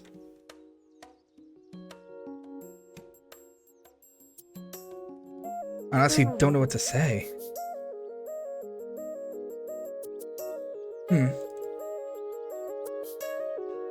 Rosa. She turns her eyes to mine. The truth is, I don't know what's going to happen with your mom. Before she can start to look worse, I take hold of both of her hands. But I do know that whatever happens, I'll be right there beside you. Rosa faces me with pleading eyes. Promise? Give her hand a squeeze. Promise. My words seem to ease Rosa somewhat. The faint beginnings of a smile ease her face out of its previous frown. Good. Taking my hand in hers, she leads me to the front door, where her family is waiting for me. As Rosa and I cross through the door, a thought occurs to me. The last family I visited. Hopefully it gives a little better than that. Mama? Papi? Estoy en casa? As Rosa leads me through the front door, I'm hit with an immediate and powerful wave of smells. Strong odors reminiscent of Rosa's cooking permeate the inside of the house, the spicy richness promising the best meal of my life. The strongest of which is coming from over there. Smells good, doesn't it? Look back to where Rosa is hanging her backpack in a closet. A brief glance of a mountain of work boots and trucker hats cements that this is a working household. Yeah, no shit. Not half as good as Mama in the kitchen. Not half as good? I recall all the delicious meals Rose has bought me over our relationship. This promises to be a good evening then. Rosa gives me a playful hip check. Hey, aren't you supposed to say I'm the best cook? I managed to catch myself before stumbling into a wall of pictures. Isn't honesty the best policy? Rosa rolls her eyes at the tirade cliche. Not when your girlfriend's feelings are at stake. I will kill you, Anon. Give her... With the snout. With the snout. Giving her my most innocent grin, I take a look at the photographs I almost crashed into.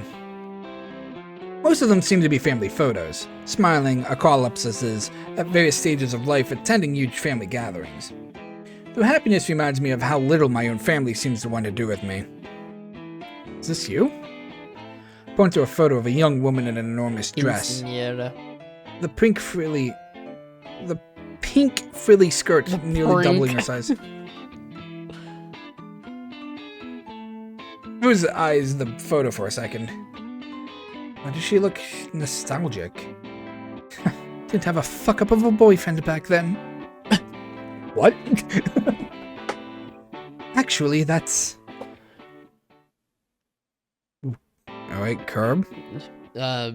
It's me. Let's just say we're gonna have some Rosa family. Yeah. Are you ready for some Rosa family? It's me. It's me. It's me. A cold voice cuts Rosa off before she can finish. I turn slowly to face the owner, suddenly very aware of how close Rosa and I are standing. She's just standing there, menacingly. Mama, this is Anon. The demurely dressed matron of the house regards me with cold eyes. How do you do, ma'am? A second now I feel like I'm going to slip in my own puddle of sweat. Anon, this is mi madre, Isabel. So? Rosa's mom takes a step towards us. I have to fight the instinct to step back. With Fang's dad, it was like staring down the barrel of a gun. But this is like being measured from my own coffin. You're the Nino my Rosa has fallen for? She looks me down head to toe before addressing her daughter. Él es Pepequino. Mama. Is it just Y? Y Calvo? E. Y Calvo. E Calvo. E Calvo. Her eyes seem to fixate on my head. Muy Calvo. The pair of them descended a rapid Spanish. Even with Rosa serving as my free tutor when she can, I haven't learned enough to follow the conversation. Eventually, after much gesturing, Rosa seems to have won whatever battle they were raging. The stern, spiny senorita favors me with a curt nod and a sniff. Dinner will be ready soon. Go wash up down the hall. Without another word, she turns on her heel, stalking back towards the source of the heavenly smells. I finally released the breath I was subconsciously holding. How can someone that frail looking muster up that much intensity? I felt like she was going to nail me to the wall with her gaze alone. I feel Rosa at my side, tugging me down the hall. Come on, Nanon, you heard Mama. I did. So days after my near Madre experience. Rosa gives me a weak smile. Cheer up. This is going well. It's just going well.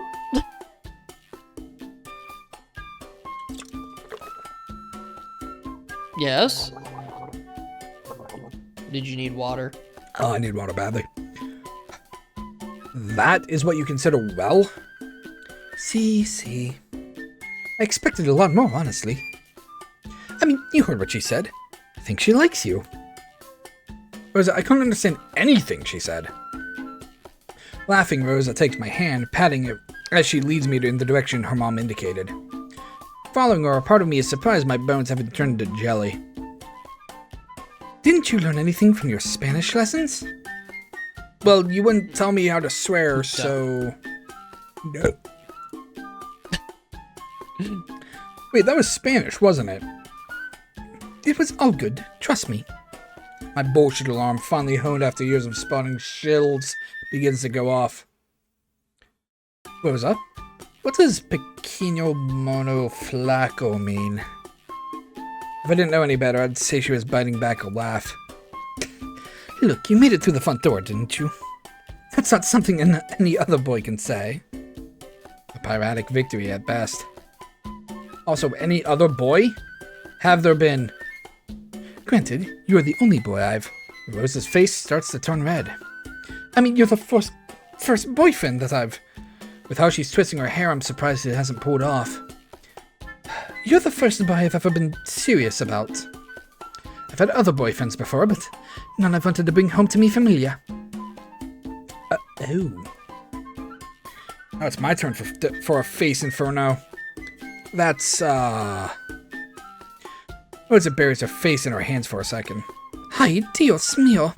And don't mention that to Mama. The other boyfriend part or the part about being serious? She uncovers her face with an embarrassed laugh. Both. If Mama knew there were other boys, once I didn't mention, she'd... Whew. I think I can imagine what would happen if Isabel found out Rosa had other boyfriends in the past. For some reason, a shallow grave keeps popping up. Yeah, don't worry, Rosa. Your secret is safe with me. Rosa sags with relief. Wonder if I could... But it's gonna cost you. My cheeky grin is quickly silenced by Rosa's threatening finger. Nope, can't joke about it yet. And none. Lo lloro, por Dios. Dios. Dios. Freshly scrubbed for dinner, Rosa leads me into the kitchen. It's cozy, the numerous cooking utensils lining the walls given its lived-in feel. So probably bigger than my entire apartment. Rosa's mother turns away from the stove where a massive stained cookpot boils with the most amazing smells I've ever well smelled. So, Anon. Her eyes narrow. Tell me more about yourself. She settles down onto a stool by the stove with a sense of familiarity. I wonder how long she spends in this room. Well, ma'am, there's not much to tell. I start to relay the important parts of my life, starting with my move to Valcadria, careful to leave out the specific reason behind my move. Isabel takes it in silence, quietly studying me behind a coffee cup with 2 little handprints on it. There's a strength in her eyes unmatched by her body, like she's holding herself together more through sheer will than anything else. Rosa never specified what was wrong with her mom, but now that I'm not fearing for my life, I can see the signs. Isabel's hands shake slightly when she gives the poblano a stir. Her body frail, her face creased beyond her age. Face caressed. I can't imagine what Rosa must be going through, a single mother being reduced like this. And well, that's how your daughter and I met. And how you kissed? She wields the word like a knife. Well, that's... Mama! Rosa brandishes the same figure she used on me, blushing furiously as she does so. Eso fue pavido. Pavado. Eso fue pavado. You and Poppy said you'd be nice. Isabel relents somewhat, a sly smile on her face. Lo siento, Rosa, but you didn't think I wouldn't embarrass you in front of your friend, did you? She catches herself slightly, the word boy noticeably absent. Rosa begins sliding around the kitchen, summoning plates and silverware from the multitude of cabinets. Anon, you will have to forgive Mama. She promised to be nice, but I suppose she's forgotten that promise as well. The older woman flinches slightly. How dare! Whatever promise Rosa is talking about, it seems to have an effect on her mother. Rosa, no deliante de nostro invatido. The 2 women stare each other down for a second. Fine. Why'd my Siri go off? Fine, but we're not finished with this. Isabel sighs. I suppose not. Come, Manon. Help me to the table. Papi should be here soon. I hold out my hand for her to take, helping her out of the stool. Her grip is weaker than I thought it would be. The dining room dominates much of the space next to the kitchen. A massive table extends almost from wall to wall, surrounded by curio cabinets and family portraits. Everywhere I look, a member of Rosa's family stares me down. This is far enough, Manon. Gracias. The waifish woman takes a seat towards the head of the table. Rosa joins us soon after, distributing plates and spoons for 4. Please, Manon, sit. She beckons me to the chair across from her. Are you sure? I'd be happy to help Rosa in the kitchen. I cast a semi-pleading look towards my girlfriend. Part of me wants to avoid being alone with Rosa's mom, in case I do anything to make things worse. Rosa can serve dinner when her father gets here. Come, talk to an old woman for a moment. Laughing, Rosa finishes the place setting. Ma, you are no old woman. Aye, Rosa, sometimes I feel like one. So, Isabel, how old are you? 90. Oh. 700 years old. Rosa, what's wrong with your mom? Oh, she's just... She's just ancient. She's aging. I need to stop her aging. Like, Rosa. As I take a seat across from her, I can see what she means. All the strength Isabel had before seems to have gone. Like she was saving it all up for our initial meeting. She could barely sit upright without wincing now. Anon, I am sorry about how I acted before. Her apology catches me off guard. It's not every day Rosa brings a boy home for us to meet, and, well... She laughs softly. I acted just like mi papaya madre. Taking another sip from her mug, she gives me a soft smile. Despite the waning in her eyes, it's just as warm as any of Rosa's. Please, you were telling me more about you and Rosa. How have you two been getting along with the garden? Before I can answer, a booming voice echoes from the front door.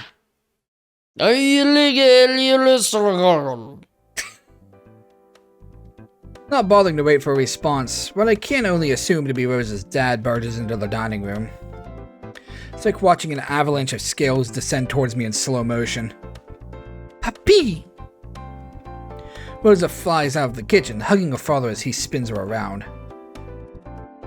Joshua, please, how many times have I told you? Boots off at the door.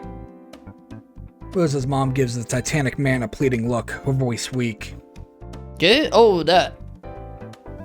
Letting Rosa down, he looks back at the dusty boot prints on the floor. Holding both hands to his gut as if to contain it, Joshua lets out a booming laugh. Sorry, dear. Well, what's the good of having a room if we don't use it? He turns to me, still holding his stomach with one hand. Aye, you must be him. I will kill you. Oh. Boy, have you ever heard of war? What? How do you think my stomach got so big? So you're Mexican, not Italian. Too bad.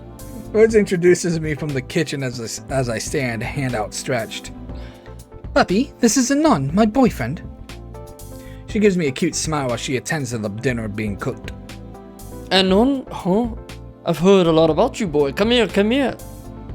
Joshua ignores my outstretched hand. Yeah, you're getting that hug, buddy. Nice to meet you. Before I can protest, I'm swallowed up in a hug, smothered by 250 pounds of scalding dinosaur scales. I can feel the life slowly being squeezed out of me.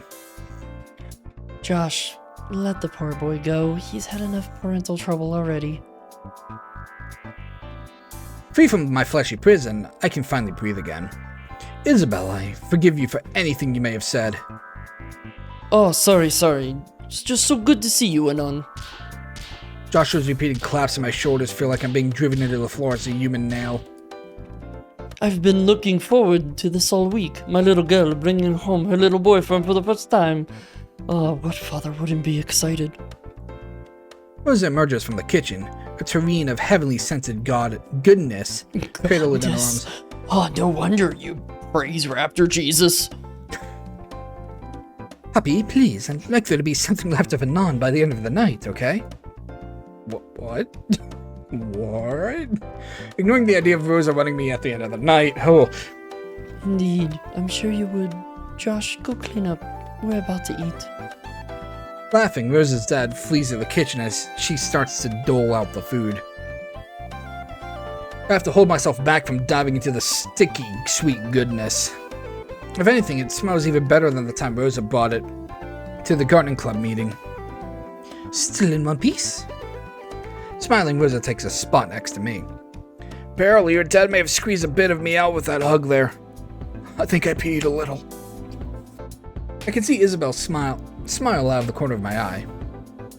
Seems she's preparing for her own appetizer of pills. See, he's a friendly guy, puppy. He almost impaled himself on Stella's spikes the first time she came over. Funny man that. He almost died. Your little green friend, see, I prefer this one here. Oh, the annoying one, yes. The one without the spikes. The Rosa's one I can dead. kill easily.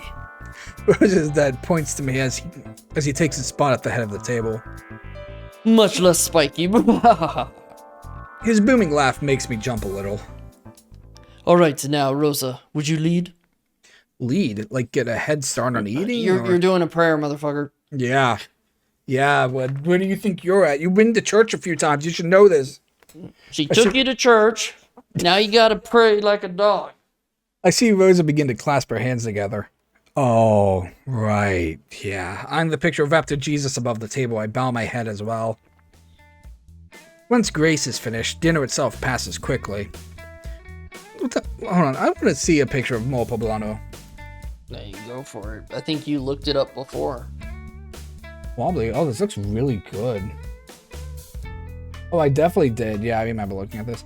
Mole is a term covering many different sauces in Mexico, but it's mole poblano, a thick and savory chile and chocolate sauce from the state of Puebla that's most synonymous with mole around the world. This looks so good. It's like a nice chocolatey chicken. Oh, man. Yeah, I get it. We're already going way late. We need to wrap up. The mole poblano is just as delicious as it smells. Rosa even slipped some chicken into mine, knowing how I prefer to avoid tofu. I say we save after the family dinner and pick back up tomorrow. Okay. That's why I'm like, okay, we'll turn this on and see if I can, like, see our progress. Oh, I've been watching as the lines go by, going up. Before long, I was awash in family stories and great food. Love this Rosa still, by the way. I do too. Joshua took no small delay in telling all of Rosa's embarrassing stories. Like how she used to have adventures as Rosa the Explorer, complete with purple backpack she made herself. Man, I am so going to hold that over her head. Isabel even got a little of a previous spark back, either from the food or the memories. She seemed to take delight in drawing my own family stories out of me. Well, what little there was. So there? What? There? You're thinking here? No, I was thinking like, because after the dinner, it should have like the next day or something like that. You know what I mean?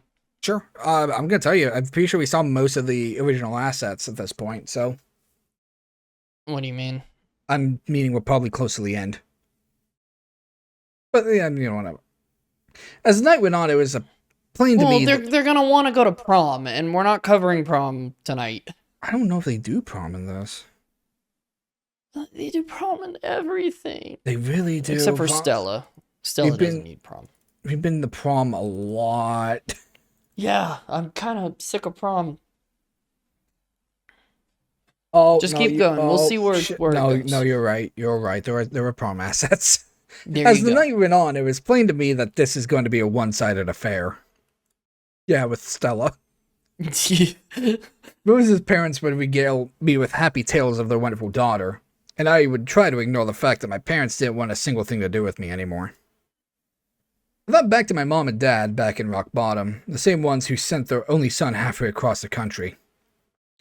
Did they do it because I begged them to, unable to face the teasing anymore? I mean, did probably. Did they do it because they wanted me out of the house? My father made it clear that once high school was over, I wasn't welcome back home. Up until now, I hadn't thought of what I would do. I always seemed so far away, and being alone was so tempting.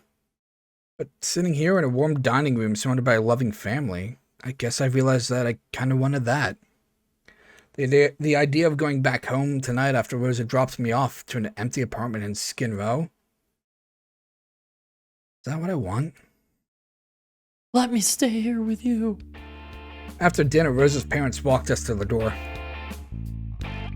Anon, thank you for coming over. The frail woman gives me a hug, her hands trembling somewhat on my back. Keep treating her right, and maybe you can come over for Easter dinner. Mama, Easter is sacred. Not with this white man. No. Rosa's mom hides a laugh behind her hand.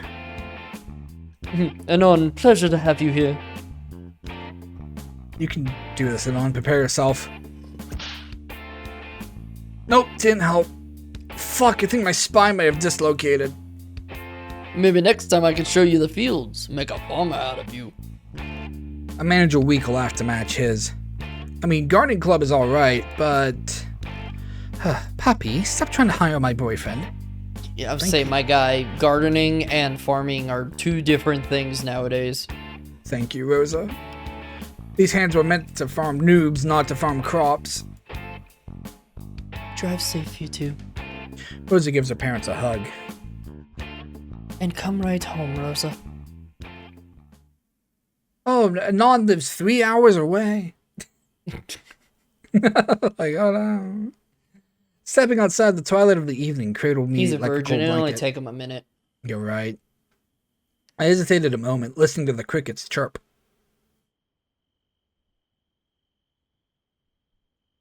It was nice to hear them again, so far from the city. Normally, only nightlife I hear are the sirens and screams of drug addicts. Yeah, see, you don't have crickets around? I mean, I've always had crickets around. All I hear is more like home, like rock bottom. Was it? Although it actually is, it's just really quiet. No, okay. You just had to turn up the audio from it being fucking deafening. Yeah. All I hear is more like home, like rock bottom. Since when did I think of rock bottom as home? And none? Realized I had closed my eyes. Sorry, I was just taking it in for a moment. Rosa entwined her arm in mine as we walked to the car. I could feel her sigh against my body. Mi novio. I think that went well, didn't you? I nod, letting her voice mingle with the relaxing sounds of the farm. Poppy liked you, but I guess he likes everyone. Even Mama wasn't as bad as I expected.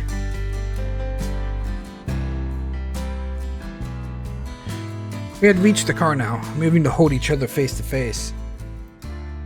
You expected worse? Maybe. Rosa gives me a coy smile. You won her over in the end, though. That's all that matters. Now we can get married. She wasn't kidding about Easter either. Our faces were almost touching at this point. Rosa's eyes begin to close as she presses her body against mine. So I've got to treat you right to be invited back, huh? My hands trail up her arms, coming to rest on her shoulders.